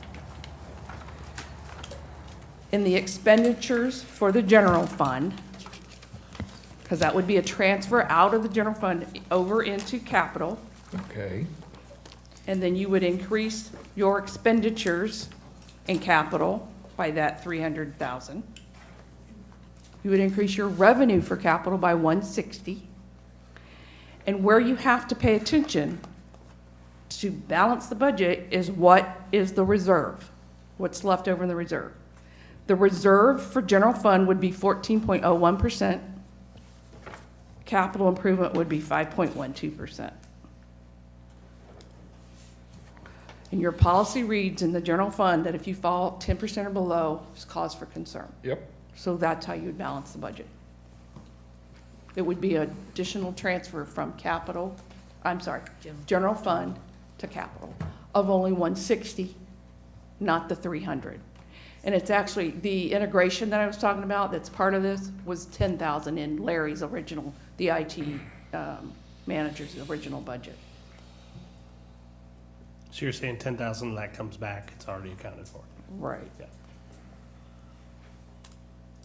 That's it. Good. Is that it? Any more questions? Alderman Dimmitt? Thank you. So Karen, on your flow chart, you have 4,251,000 coming out of the general reserves. That does not have what I just gave you. Right, so we need, it would actually be, is it additional 150 or 300 on top? 160. 160, neither of them, okay. So it's an additional 160,000, okay, To pay for an additional 300. okay. Well, all right, thank you. Anything else? Thank you. Bola? Thank you. That's it. That's it. That's the whole deal. All right. Other questions? Not that we haven't asked them all the way through. Alderman Wagey. So on the audio-visual upgrade, let's just say hypothetically, we have a decision to step away from BTV at some point. Would that change our logic on wanting to do the audio-visual upgrades? Well, part of the audio-visual upgrades would be to ensure that when we have presentations, so it includes a lot of different things. Okay. It would be the ability for presenters to be able to show slides, PowerPoint presentation. That would include staff as well. I believe that Larry Covey did interview and survey staff. So each department that holds meetings in the space indicated what they would need to be able to interact better with people in the audience as well as people that serve on the committee. So it would be just one of many things that we would consider. Okay, so we're not doing it just for BTV? No.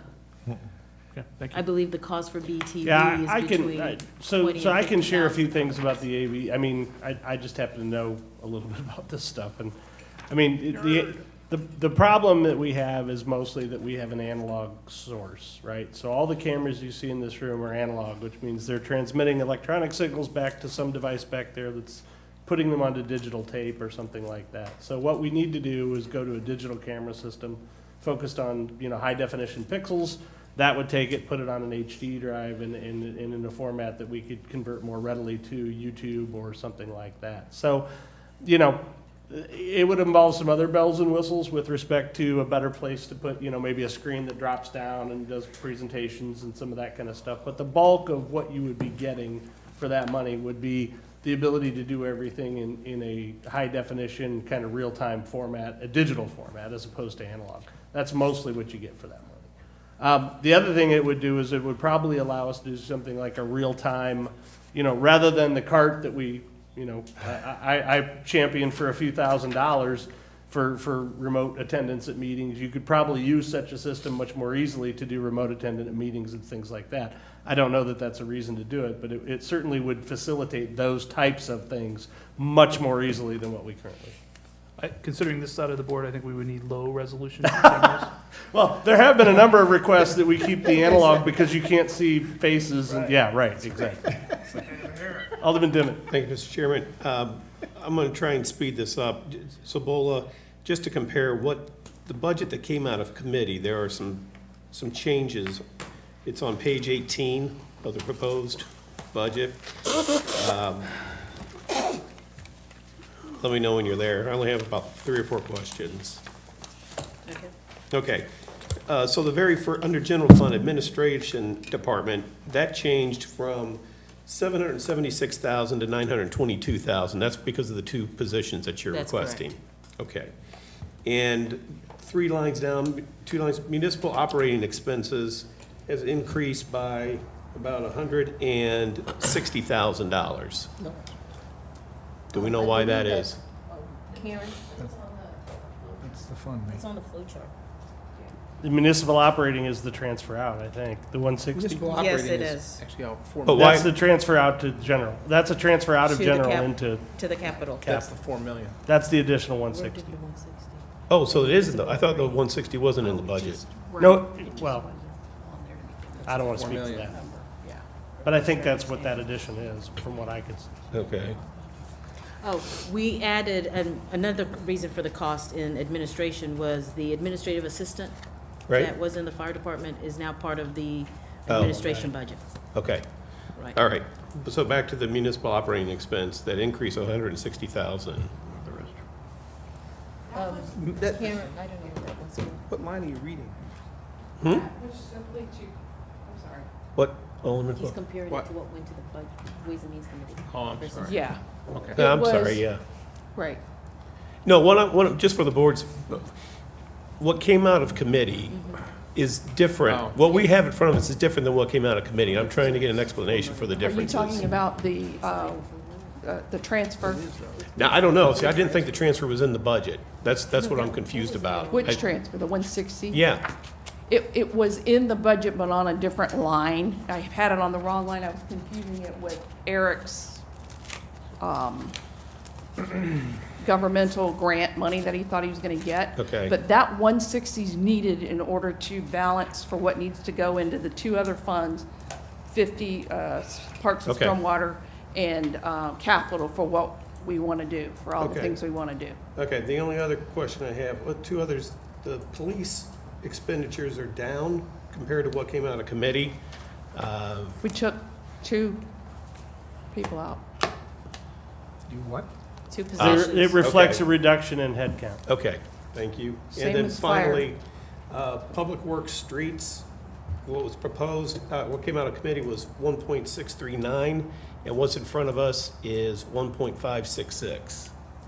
Are we think- still doing, are we cutting back on streets? No, we're not. No. Well, I'm just looking at what I have from what came out of committee, It was another position.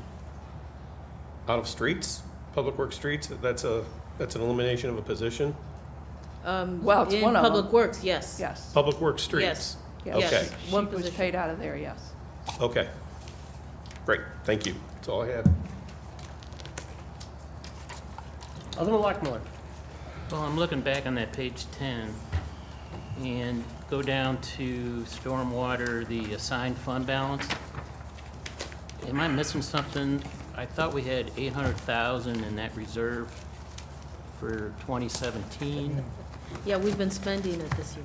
Okay, so We- that's out we've of been- will That's be- the money we've been using It- for. You'll for see that when we do the budget Navigate amendments. and, Right. Okay. yeah. Then, as far as proposed for 2018, there'll be 150,000 put in there. All right, that explains that. Going to page 92.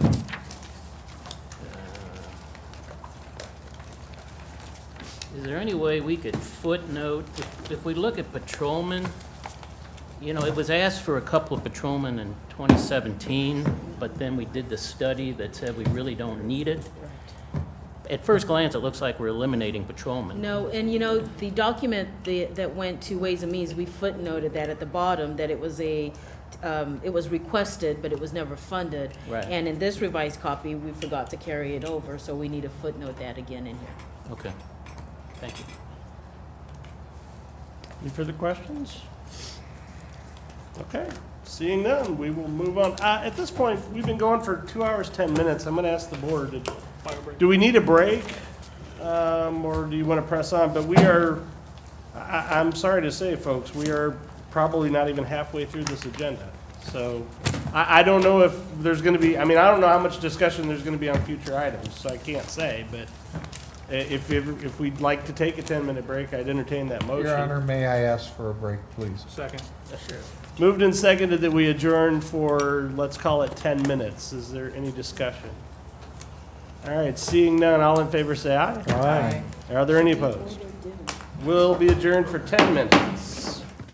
All right, folks, we're back in session here after our 10-minute recess. Thank you for that. I'm going to make tonight even more fun. Yeah, so right now we are at item number 10 on the agenda. No, sorry. We're at 10C. Right. And the next item on the agenda, if we were going in order, would be 6170.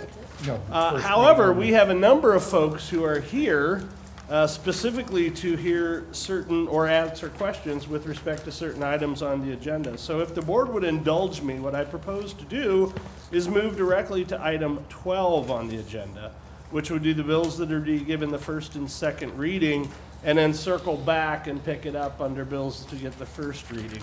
The benefit of doing that would be to allow the professionals that have come here to participate in these discussions or answer questions to participate in that part of the meeting which concerns them, and then stop billing Brentwood for their time, which is always helpful. And get home to their families, of course, and get a good night's sleep and all that. So, and I'd like to point out that the financial people work on commission, so they're not billing us for their time. But anyway,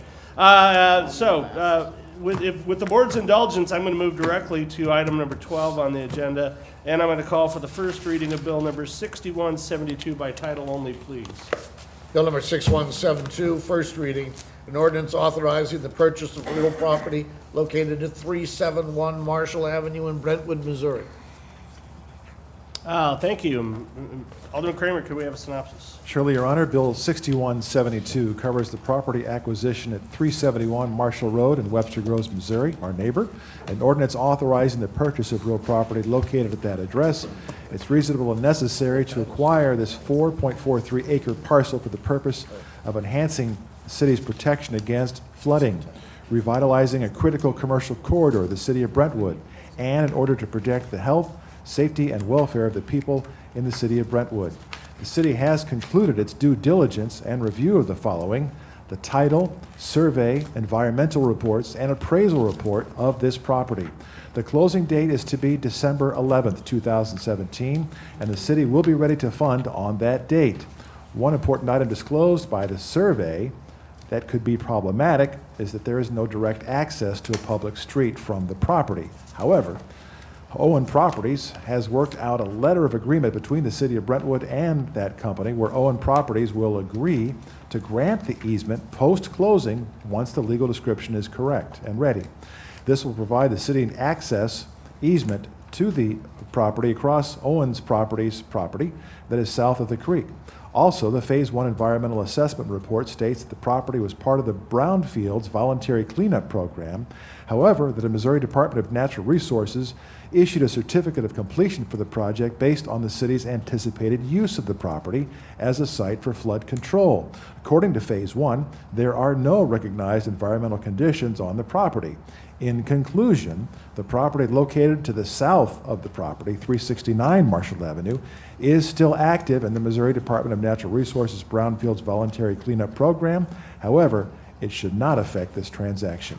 This is all part of Bill number 6172. All right, thank you, Alderman Kramer. I'm just going to go ahead and, this is the Oxbow property. We've talked about it on a number of occasions, so if there's any questions, go ahead and ask them now, but I think the synopsis was pretty self-explanatory. Any questions? Seeing none, Mr. City Attorney, can we have second reading by title only, please? Yes, sir.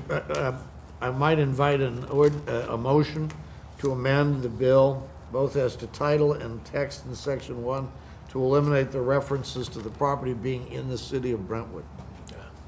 So moved. Second. It's been moved and seconded that the bill be amended to remove the references to the property being in the city of Brentwood. Is there any discussion? Seeing none, all in favor of the said amendment, say aye, please. Aye. Are there any opposed?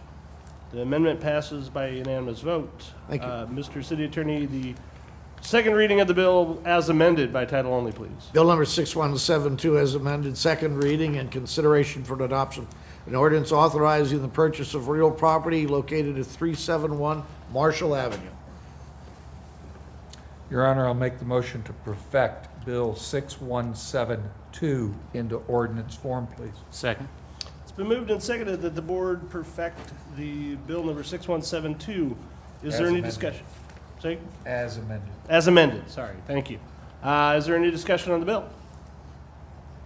Seeing none, we'll have a roll call, please.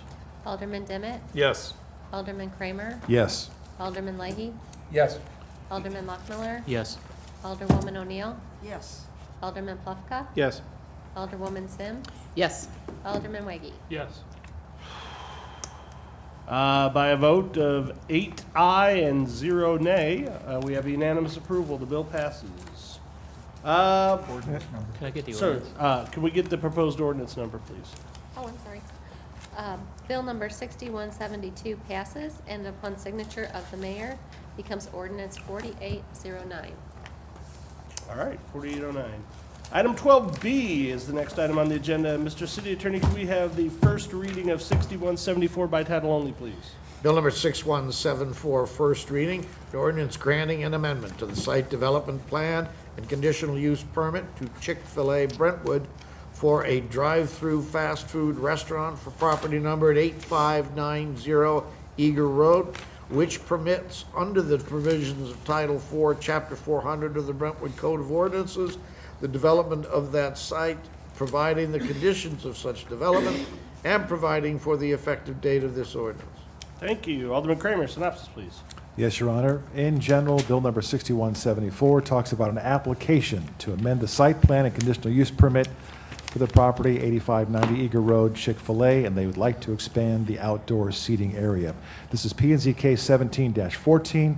The bill covers an ordinance granting the amendment to the site development plan already approved and a conditional use permit for that establishment for a drive-through fast food restaurant for the property at that address, permitting under provisions of Title IV, Chapter 400 of the Brentwood Code of Ordinances, the development of that site, providing the conditions of such development and the effective date of the ordinance.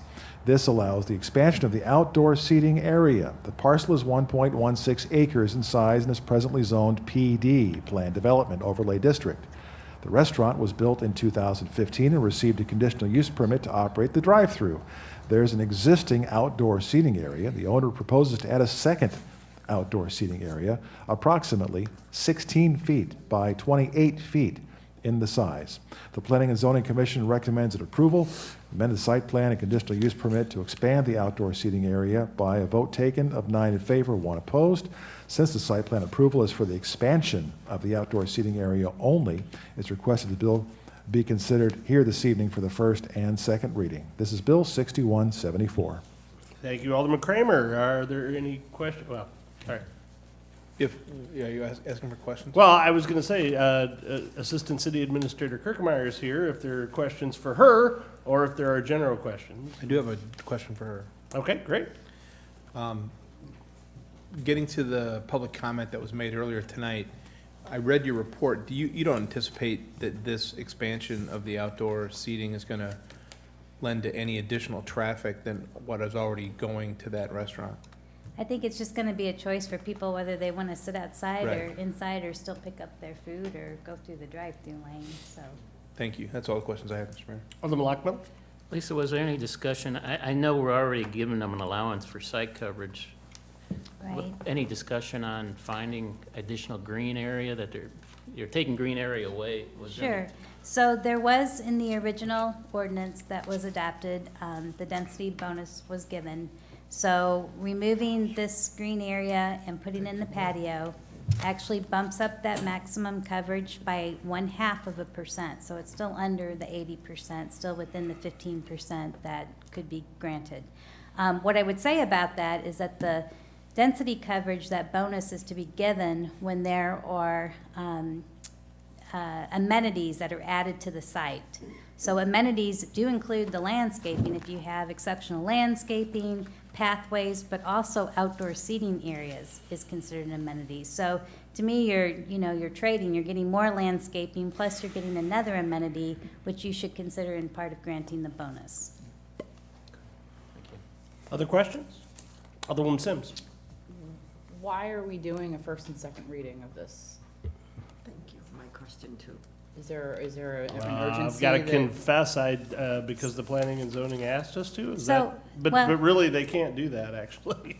No, so, I mean, staff was asking for it, one, because of just the minor improvement that's being asked for. The other consideration is that Chick-fil-A would like to report this back to whoever they have to get approval for, because they definitely need to get the approvals wrapped up by the end of the year, however their, board or corporation And I'll have to works, confess, so. that's my error. It should not be on the agenda under first and second without a vote, so.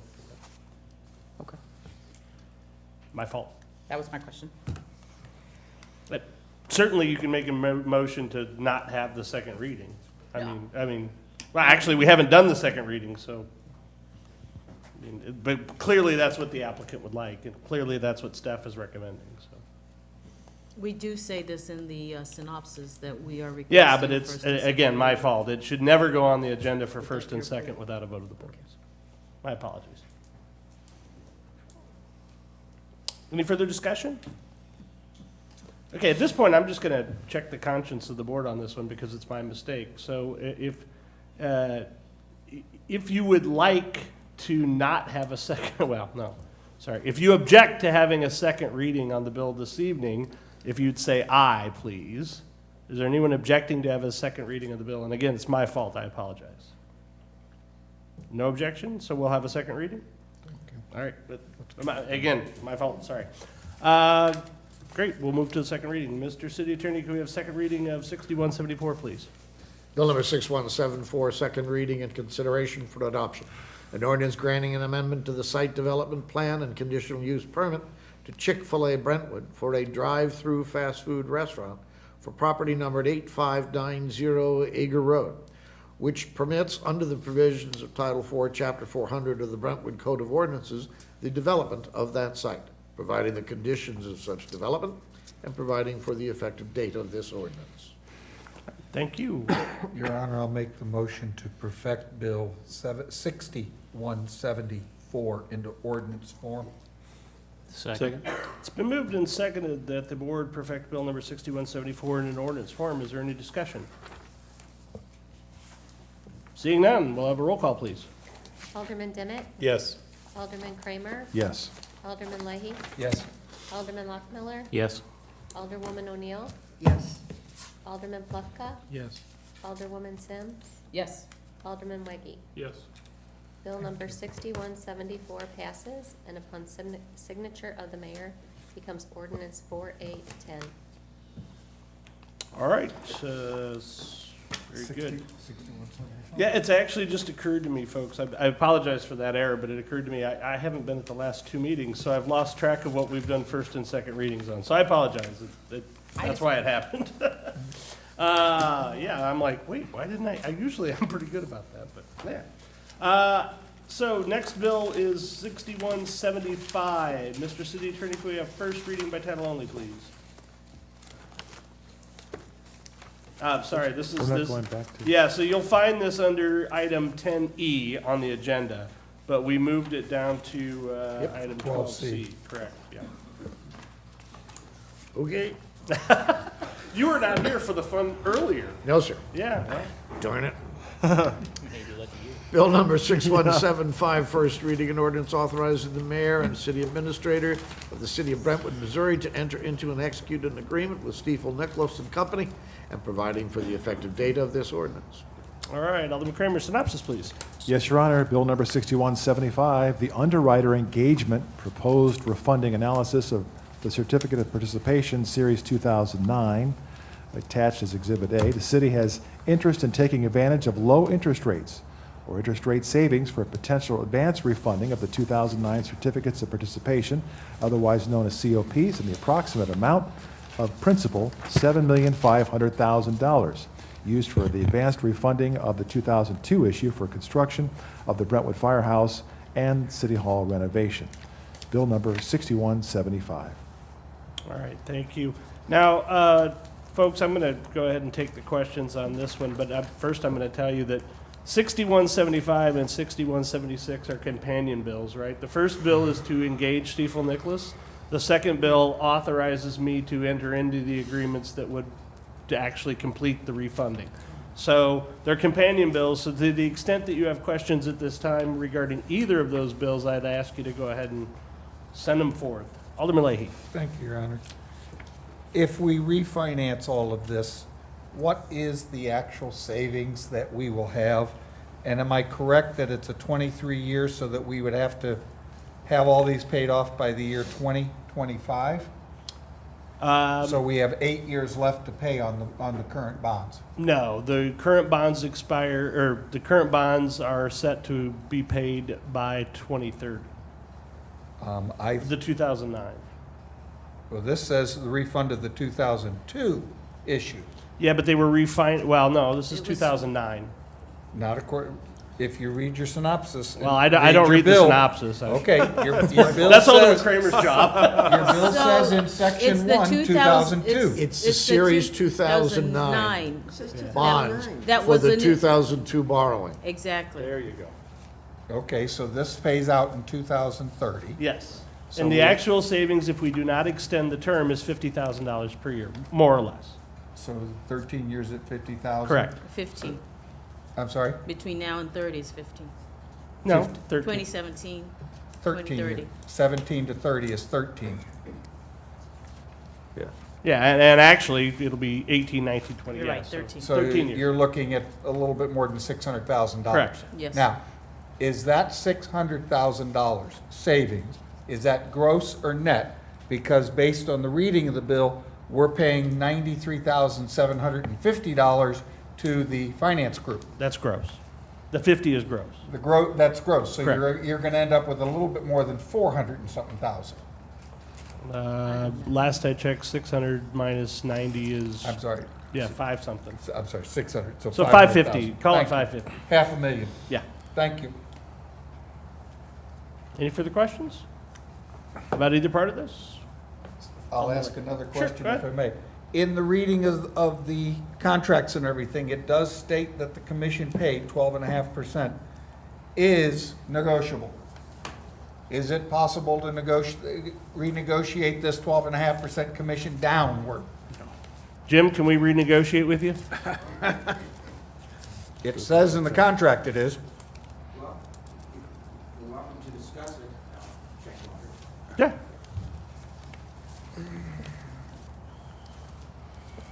First of all, it's not 12.5%. It's 1.25% Yes, there you go. of the par amount of the bonds. So I'm not sure what you're looking at, but it's not 12.5%. No, I know. 1.25%. What we were given was 12.5%.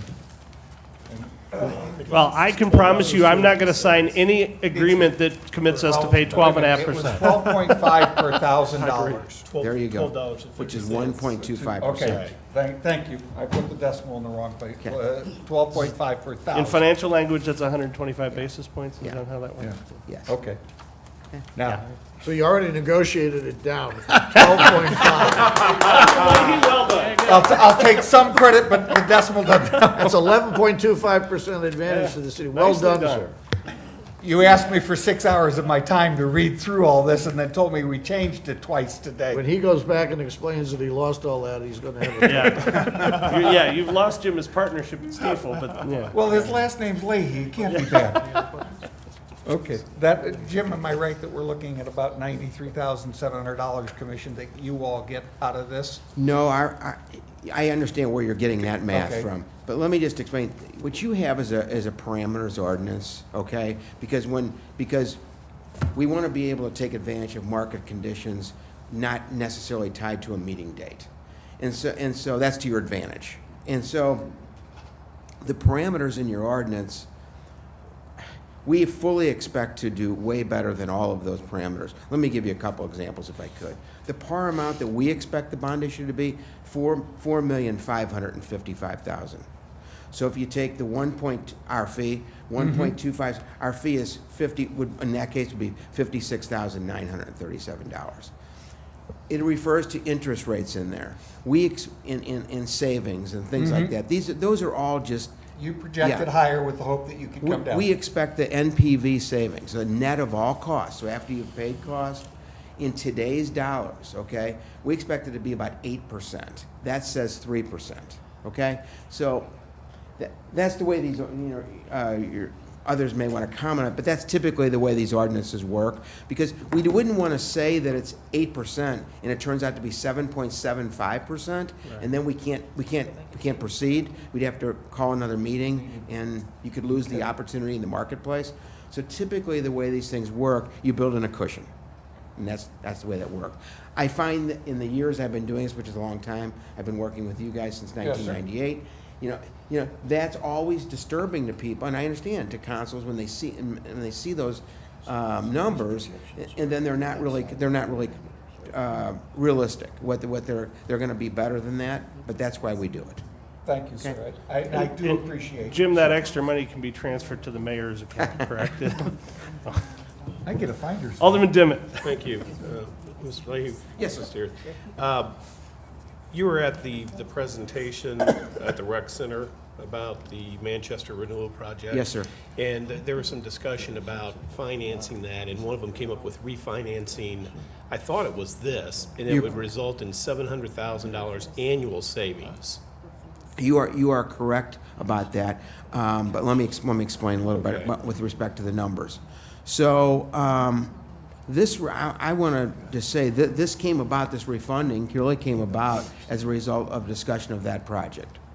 And the mayor and the staff wanted to look at ways that we can create some more efficiencies, make sure we're lean and mean. The city's doing everything it can to make sure your costs are as low as possible. So one of the things you do when you do that is look at your existing debt. And you have a series of certificates in this case, a series 2009, a series 2014, and I believe a series 2003. And the only one that made sense to us at this time to do is the series 2009. Okay, and the savings that the mayor and Alderman Leahy mentioned earlier are generally correct, the numbers. So the 700,000 may have been a projection that include possibly doing some other things included in that, but the savings we're talking about here are consistent with the numbers that were mentioned earlier. Which was 50,000. Yes, sir. A year. A year. A year. Right, okay. Yeah. And then, silly question, I'm sure, but on one of the leases, it would be where the city is leasing the property out, so they're the lessor. It references Exhibit A, which would have the rent payments, or I guess they'd be leasing it. There's nothing in there for the rent payments, how much it would be on Exhibit A, it's blank. I would probably defer to Eric, maybe. Eric Creech is. I was going to say, that's definitely an Eric question, I would imagine. And he may want to address that. Eric Creech with Gilmore and Bell's bond counsel on this transaction. I believe you're referring to the lease purchase agreement has a Schedule A that is currently blank, that is Schedule of Basic Rent Payments. That will be plugged in when the final pricing of these 2017 certificates are done. Okay. We cannot complete that because it's dependent on what the interest rates that go into the market are that day. So that'll be plugged in. It's essentially your debt service schedule that you would normally see on a bond financing, where you have principal and interest. Here, it's instead of principal and interest payments, it shows up as lease payments. But you have enough information to opine that it would, whatever would be on Exhibit A, it would be about $50,000 less than what we're paying currently? Well, currently, based on the numbers that we have seen, that's correct. That's what we would see, and then we would have to, of course, meet the parameters that are set forth in the ordinance that you are passing tonight, and all of those are set out with the minimum savings amount, the maximum principal amount, and everything like that. All of those work together to create that. Well, because of the hour, I'm not going to go into the Dodd-Frank repeal of 2017. Oh, damn! I have been on many more phone calls. Alderman Dimmitt. I've been on many more phone calls than I would care to share with the Tax Cut and Jobs Act and how that impacts tax-exempt financing as well as every other aspect of the economy. So I will not go into details on that, or we'd be here at 9:48 a.m.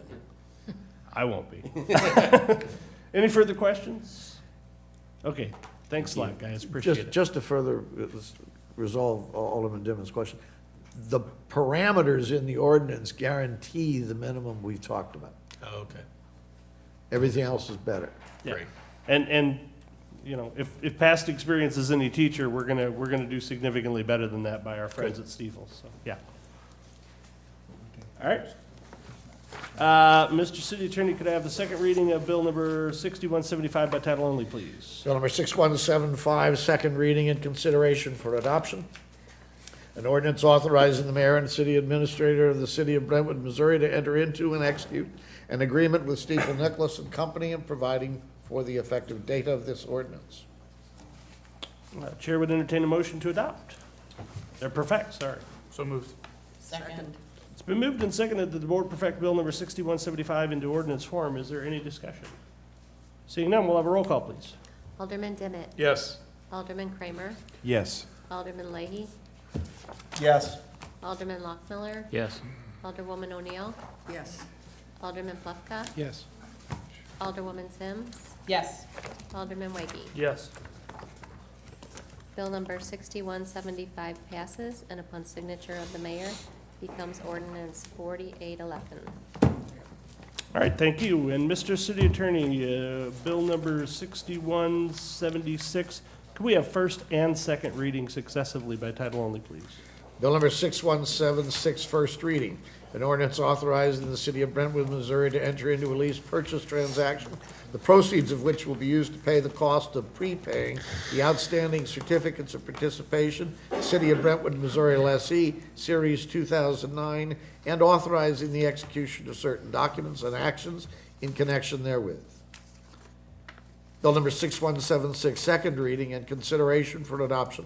An ordinance authorizing the city of Brentwood, Missouri to enter into a lease purchase transaction, the proceeds of which will be used to pay the costs of prepaying the outstanding certificates of participation, City of Brentwood, Missouri lessee, Series 2009, and authorizing the execution of certain documents and actions in connection therewith. All right, thank you. The chair would entertain a motion to perfect. So moved. Second. It's been moved and seconded that the board perfect Bill number 6176 into ordinance form. Is there any discussion on the bill? Alderman Kramer. Yes, Your Honor. If I could just read this one explanation part right here. Aside from the title of the bill, the City of Brentwood had an opportunity to review outstanding public debt for potential savings opportunities, and with the assistance of our the Financial Council, the city identified an opportunity for significant interest savings, which is available through a refinancing of the city's Series 2009 certificates of participation, COPs, to current market rates. This represents the issue for construction of the firehouse and the City Hall renovation. Thank you. All right, thank you. Any further discussion on this bill? Seeing none, we'll have a roll Your call. Honor, if I may. Bola, if I'm not mistaken, when we did the firehouse and we rolled over those notes, we brought the police department's notes over into the firehouse also. And so these would actually cover the three. The firehouse, the police department was never fully paid off. It was rolled into the firehouse when we did the notes originally.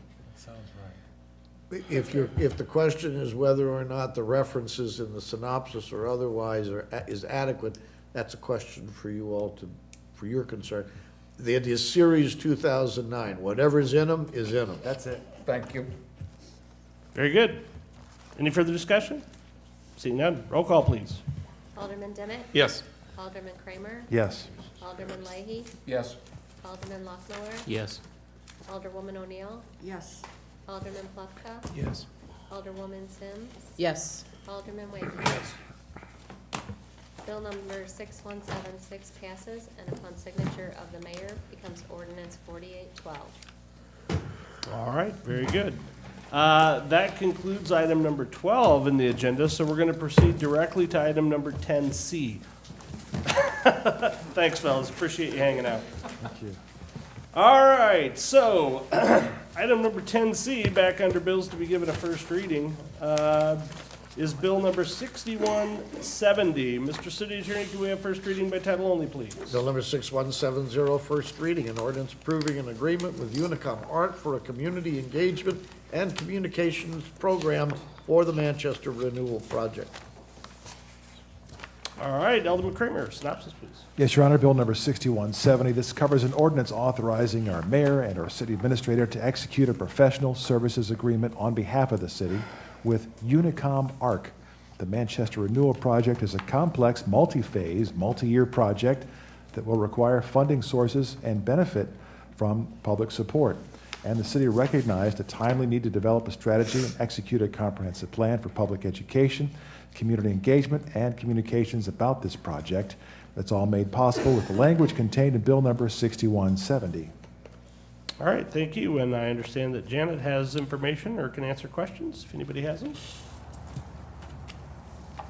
Alderman Leahy, I see your finger. I'm ready, sir. All right, let's go. Janet, I'm on page 2, terms of agreement. First paragraph down there, it says 11 months beginning December 1st, and thus you'd be ending in November of 18. Now go back to the professional fee of services agreement, 3 pages back, since they aren't numbered. And it says that we're starting in January and ending in,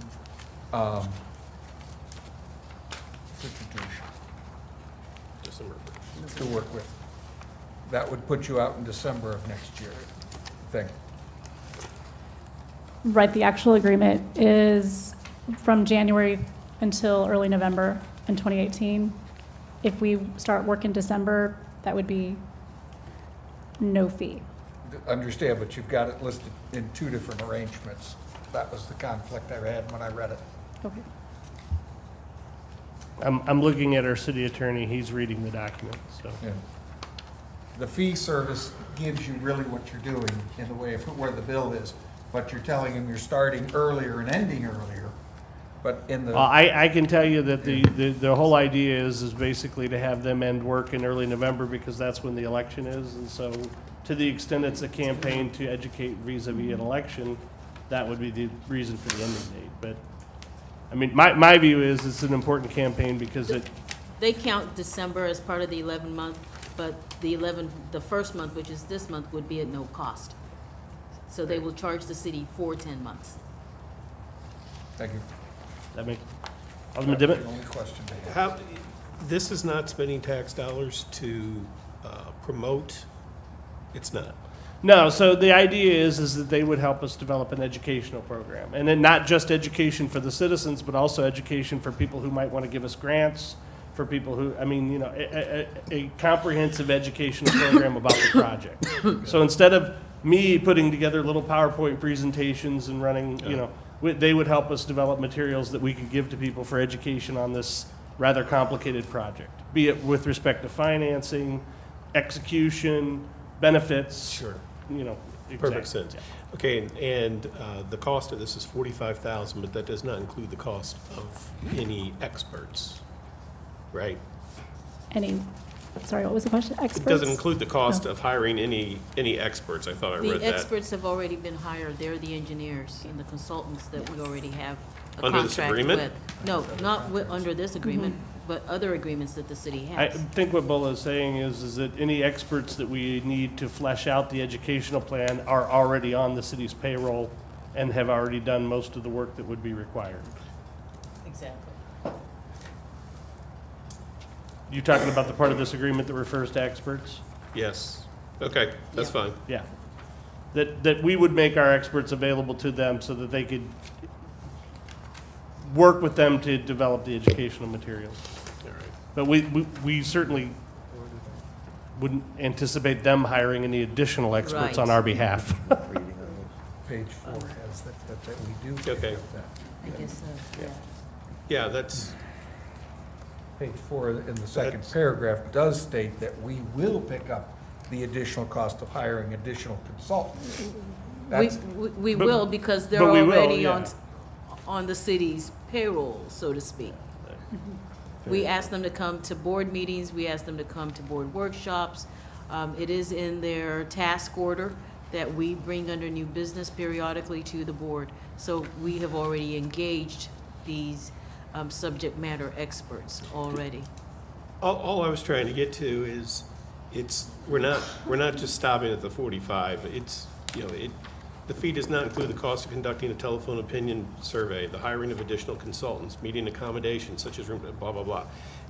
Any idea, any ballpark figure as to what would be added as an add-on for that? So we still have an opportunity to continue to have a dialogue with Unicum ARC in consultation with the board, in consultation with the mayor, if we believe that there are parts of this scope of service that need to be scaled back because we have already started some level of engagement already in the community, then we will not realize a cost for that specific scope of service that's in here. So we have the flexibility to authorize them to continue to proceed on certain ones and not on others. Okay, thank you. Alderman Lockmore. Janet, in the memo on the second page, it says the 45,000 is coming out of the stormwater reserve for 2017. Are we paying that up front? Is that what, or how does that work? I don't believe so, Paul. No, we will not be paying that up front. So they will be billing us as we go along, and since the first month will be at no cost, we really won't realize any kind of expenses until next year, starting in January or 30 days after, we receive the first. So it's budgeted in the, In 18. It's part of all the transfers that we're making from general fund to stormwater. It will be expensed that way. okay. Thank you. Alderwoman O'Neill. Thank you. Tricky point about the title of this. We're all used to saying Manchester renewal, and we know what we're talking about. But for someone else, Manchester can also refer to Manchester, Missouri. So we're not renewing them. So whenever, We could. yeah, we don't want to. What are the hours? What are the hours? Whenever this is entitled professionally, can it be labeled Manchester Road Renewal? We do that part-time and part-time not, and it would be good to do that. And that's a very good point. That's actually something that may be part of what the work that gets done Exactly. with this and another item we'll be discussing a little later. Yeah. That has to do with the project. I mean, I think that is what we've called it internally. And I think as we really look to moving it forward and engaging the public, it's going to be really important to make sure that it's clear as what we're talking about. Thank you. Thank you. Any further questions? Okay, thank you very much. We'll put that one up for second reading next meeting. So that brings us to item number 10D, which is bill number 6171, redlined. Mr. City Attorney, could we have the first reading of the redline version of the amendment, of Bill 6171, please? Bill number 6171, first reading and ordinance amending Article 15 of the Brentwood City Code and revising the city sewer lateral repair program. Thank you. Alderman Kramer, synopsis, please. And Your Honor, Bill number 6171, an ordinance is required amending Section 500.1110 of the revised code ordinances of the City of Brentwood to remove conflicting elements, reference the program policies, and enable flexibility for the program to adapt to economic or other circumstances in the future. Bill number 6171. All right, folks, and as discussed earlier, this is simply an ordinance to remove from our code of ordinances the entire policy as it was before we completed our policy revisions tonight. So are there any further questions on that? Alderman Wakey? I say with much trepidation. Alderman Wakey? Just to clarify, I mean, since this is a first reading only, until we do second reading and accept this, the new sewer lateral policy is not Actually, active. It's not live. That's true, but yes, but we didn't intend to change anything until the first of the year anyway. So, Okay, yeah. very good. Love nebulous legislation. Any Have second reading. Yeah, for the record, our city attorney has recommended that we might consider doing a second reading this evening if somebody wanted to move that motion. If you you could finish it up tonight, but I could certainly understand why you might not want to do that. Point of order, if we did such, would that invalidate our posting? Our meeting posting, which said it was only a first reading? No? Would you try to post a tentative agenda? It's always a tentative agenda. You, Okay. you folks, when you're sitting in session, can do pretty much anything you want. Well, at least 5 of you can. From a staff perspective, we look on this as purely housekeeping, because you shouldn't have all that stuff in the code to begin with. Telephone numbers and hours of service and all the rest of that is no place in the permanent city code. I would make a motion to do a first and second reading on this. I mean, let's not have the discussion in 2 weeks about just this ordinance. Second.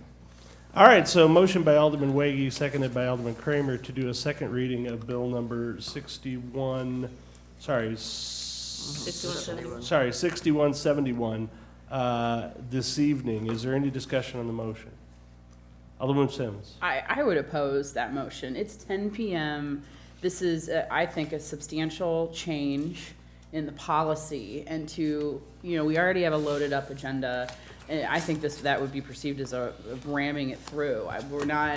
We can do a first and second reading on something like this. I think that, I fully expect to maybe get feedback from people after tonight's meeting. I think that it should go through its first and second reading process without, ramming it through now. I mean, I would oppose that motion. Alderwoman O'Neill. Yes, I'd like to have more time too. I'd like to talk with the management of Brentwood Forest about the history of what's gone on with this too, so I'd like to wait.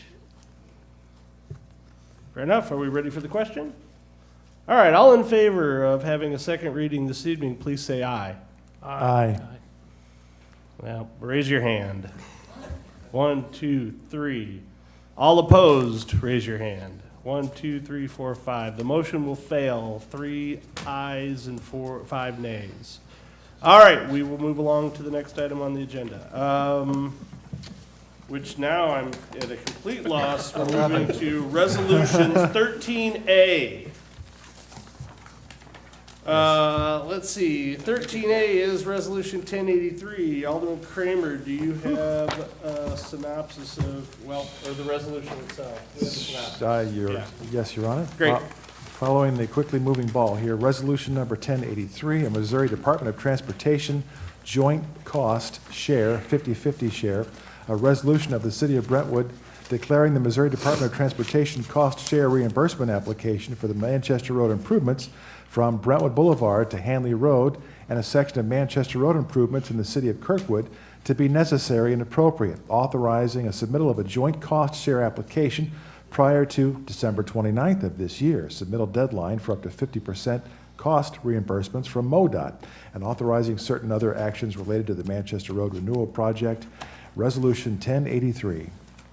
All right, thank you. And I'm going to, just to keep things moving along, I'm going to tell you a little bit about this one. This is simply requesting authorization for staff to cooperate on an agreement with the City of Kirkwood that would allow us to apply for a grant that MoDOT has recommended that we apply for in relation to our tunnel under Manchester Road. So this is simply the board instructing staff to spend the time and whatever small funds are necessary to work with Kirkwood to get that grant application done. Alderman Leahy. I'm on page 2 under the cost breakout. Mm-hmm. There is a Manchester Road bridge over Black Creek. Widening the sidewalk from 6 feet to 10 feet is only $173,000. That sounds cheap. If we're talking. We're going to use really light cement. No, the fact that the bridge is the confining thing, where did you get the extra 4 feet for the sidewalk to make this work? The engineers provided us with that number. Dan, is that correct? Dan, are you familiar with Yes. this? Yeah, you want to talk to that one?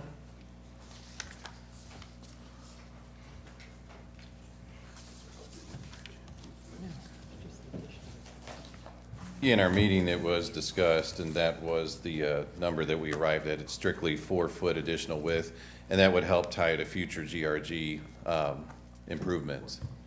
You know, MoDOT will only do a 6-foot. That's what their design will include. If you were to bump it up to 10 feet, that's going to be on us, which that's why it was included, because ultimately we'll get some MoDOT money if we get approval. So you're not taking the existing bridge that's there and just widening the sidewalk? Oh, no, no, no. You're The taking existing out bridge that is being bridge and- entirely gutted and a new bridge, new Put it- structure put in its place. This is just our portion of the cost to extend it further. Correct. To get it wider, so we're not. Yeah, there's no bridge you can encroaching find into for oncoming lanes and $173,000. stuff. Thank you, because I didn't read it that way. Yeah, that would be plywood or. And again, folks, we're simply, I mean, I don't want to Yeah. quash your questions, but I mean, we're asking for approval to move forward with this, not necessarily all the details. Right. Which will have to come back anyway. Alderman Guys, Pluff. that's a good question as to why we're partnering with Kirkwood. I mean, we're not, They have similar improvements. It was suggested at MoDOT's behest because they're doing street lighting, they're doing sidewalks, and they said it would be better if it were joint than individual and we'd be competing against each You get bonus points for intergovernmental cooperation. and there's no concern, I mean, about the fact that we're separated by a number of communities along Manchester Road between the two of us? Okay. It Thank you. was the grant provider's suggestion that we do it. Great, thank you. Any further questions? All right, thank you, Dan. Let's see. Motion to approve Resolution 1083. Second? It's been moved and seconded that the board adopt Resolution 1083. Is there any discussion? Seeing none, roll call, please. Alderman Demmett? Yes. Alderman Kramer? Yes. Alderman Leahy? Yes. Alderman Lockmiller? Yes. Alderwoman O'Neill? Yes. Alderman Plufka? Yeah. Alderwoman Sims? Yes. Alderman Weggie? Yes.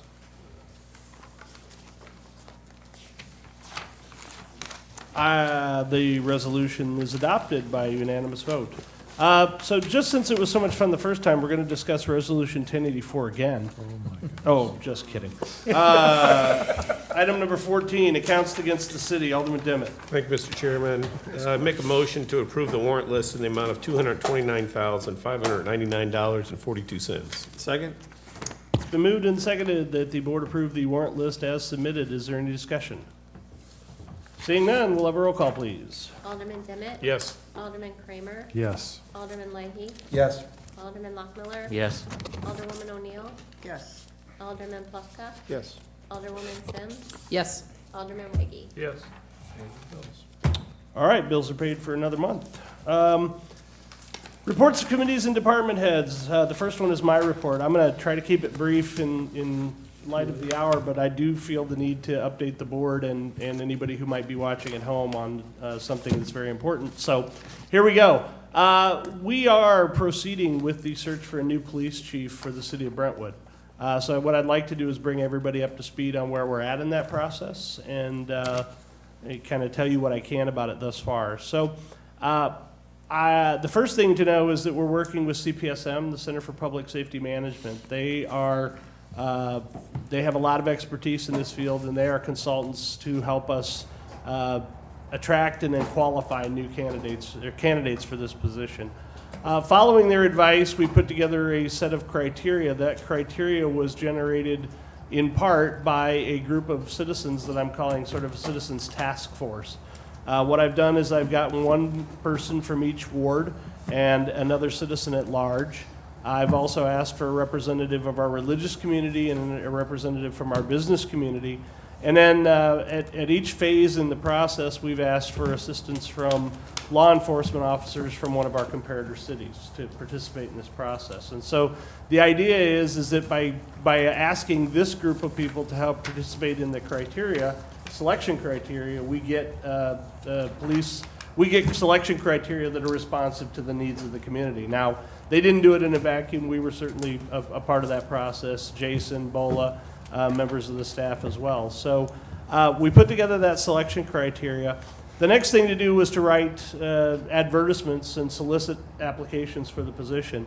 That was done. The position was posted sometime in mid-September. The closing date for those applications was the 31st of October. We received over 20 applications from, I believe it was 5 or 6 different states, including Missouri and Illinois. And our own interim chief McIntyre applied for the position as well, which I was very happy to hear. So once that application process closed, we conferred with CPSM to see if we thought we'd done as well as we we might with respect to receipt of applications. They said that, yeah, they thought that 20-plus applications was a very good response. And so, given that, we move forward to the first qualification phase, which is the qualification of the written submissions. So, in this phase, what we did was we took members of the task force and we asked each of them to independently grade the written submissions of each candidate with respect to a set of criteria that was developed in the criteria scoring, right? So, the folks from CPSM gave each person a score sheet, walk them through the scoring process, and then ask them to independently grade all the written submissions from all 20-something candidates, okay? At the end of that process, which just ended right before Thanksgiving, those scores were tallied, and the top half of the applicants was selected to move on to the next process, so about half. So there were approximately 12 people or 11 people that moved on to the next phase. So the written qualification then was the first part of the qualification process. The second part of the qualification process is a telephone interview with each candidate. So again, different members of the task force, not ones that participated in the written screening, but the next group are going to participate in a 1-hour telephone interview with each candidate. All right, and again, they're going to independently score the candidate's interview, right, according to a score sheet that has been developed with the help of CPSM. But the key thing is that there will be a different group of people, right, interviewing this next set, and there will be a law enforcement professional from one of our comparator cities. And to make sure that the interviews are more or less consistent, we've got Jason Kotz, who is our HR person, sitting in on each interview to make sure that we don't miss a question or anything like that. So it's a very structured interview process, but each person on the task force will be independently scoring. The goal of that process is to narrow the selection of the candidates down to, let's call it 4 or 5, depending on the quality. And those candidates will be invited to an assessment center, which will be here in Brentwood. So let me back up a little bit. So we just started the telephone interview process. Those interviews will start this week. With the holidays and with everybody, we have to coordinate 6 schedules instead of just 1. So it might be a little bit longer to get through that, but we're hoping that by mid-January we'll be in a position to conduct the assessment center. The assessment center will again be 4 or 5, maybe as many as 6 candidates that'll be invited here to Brentwood. They'll participate in a 1-day structured group interview process. They'll be given role play simulation exercise type of exercises, and they'll participate in various other exercises that are developed by CPSM according to our criteria. The goal of that is to basically narrow that 5 or 6 candidates down to 2 or 3 that would then go to me and BOLA for selection for appointment. So, and again, the key thing to note here is the group of people that did the telephone interviews will not be the assessment center people. The task force that's in the assessment center will then be a different set of people and a different law enforcement officer that participated in the first part. So what you're getting is a lot of different independent views of this same group of people as they move through the process, okay? When they come up with their top 2 or 3 candidates, depending on, again, the scores and the qualifications, then they'll make their recommendations to me. At that point, and BOLA and I will then, we will go back and review all of the materials that were developed at each point. So we'll go back and look at the resume scoring, we'll go back and look at the notes from the telephone interviews. We'll talk to the assessment, to the task force, and get their thoughts on each person, each of the 2 or 3 people that have been recommended. And at that point, it really boils down to me. If I'm completely comfortable that we found a person who is qualified to be the next chief of Brentwood, then I will make that appointment, and that will come to the board. If I am not completely confident that we've gotten to the point where we've identified the next chief, then we will start the process over again. I don't want to do that, folks, but I've told you, several times, this is one of the more important appointments that that I can make, and I'm bound and determined to get it right. So, by going through this process, I know it's long, I know it's complicated, I know that it involves an awful lot of people's time, and I value that time very much. But at the end of the day, You know, I've got to live with this decision, and the city does too. So I'm not going to bring you anybody that I'm not completely confident that can fill that position. So that's where we're at. So time-wise, we're looking at holding the assessment center in mid to late January. I am hopeful that I can bring an appointment before you in either the first or second meeting in February. So that's what we'd be looking at in terms of that. And in the meantime, we are in Jim's very capable hands, and we appreciate the hard work that he's doing. So I think we're in good shape. I got to tell you, folks, this process has gone better than I had expected. Jason's done a wonderful job of managing it, and I feel absolutely confident that the people that are participating are doing I honestly don't even know who's still in the process at this point. I had somebody inquire about one of the people that applied, and I had to write back to them that I didn't know if they were still a part of the process, because I'm not a part of it yet. And I think that's absolutely as should be, and I'm completely comfortable with the citizens of Brentwood making those decisions on our behalf. So I like it. It's a little unconventional for this area perhaps, but CPSM recommends the process highly, and I can tell you that so far I can see why. Any questions about that, I'd be happy to answer, but they should be quick at 10:19. All right, very good. That's my report. Public Safety Committee. We will meet December 21st here at 5:30. Public Works Committee. Our meeting will be Wednesday, the 13th at 4:30, somewhere in this building, because I think this room's being used. So look for the signs when you show up, right? Check the closets. Gotcha. Director of Planning and Development. So just to follow up with that last comment, what else is going to be happening on Wednesday, December 13th is an open house. The public's been invited to come. The consultants will be here, Planning and Zoning Commission members, our Comprehensive Plan Advisory Committee and staff will be on hand. We'll have exhibit boards, and we'll be displaying some of the more major issues that we've encountered with the new comprehensive plan. So again, on Wednesday, December 13th, we plan on having the open house from 4 to 6 in this room. And then following that at 6 p.m., it's already been published and noticed to have a public hearing with the Planning and Zoning Commission on the comp plan to receive their comments. And then actually, we will still continue on with just the regular P&Z meeting that night as well. So public is welcome to stay for the whole entire course of the evening if they would like to. Janet has helped get the comp plan draft. It's on the city's website. And again, all the notices have been published. We've got a little quib about comprehensive plan and again, the purpose of it and kind of the schedule of the meetings now for the review. And also, she has placed that on Nextdoor as well. So keep spreading the word, and we hope we have a good crowd here then on Wednesday, December 13th. Do you have any questions about the comp plan, or? Okay, thank you. All right, thank you. All right, so just again for the folks at home, Wednesday, December 13th at 4 to 6 p.m., open house here in the council chambers for the presentation of the draft comp plan. Followed by the regular Planning and Zoning Commission meeting where they will conduct public hearing on the comprehensive plan before presumably recommending that it be sent to the board. So, all right, Ways and Means. No report. City Attorney. No report, sir. Madam City Administrator. No report, sir. Exercise Commissioner. No report. All right, Library. No report. And I have nothing from the Municipal League. Any announcements? Alderman Leahy.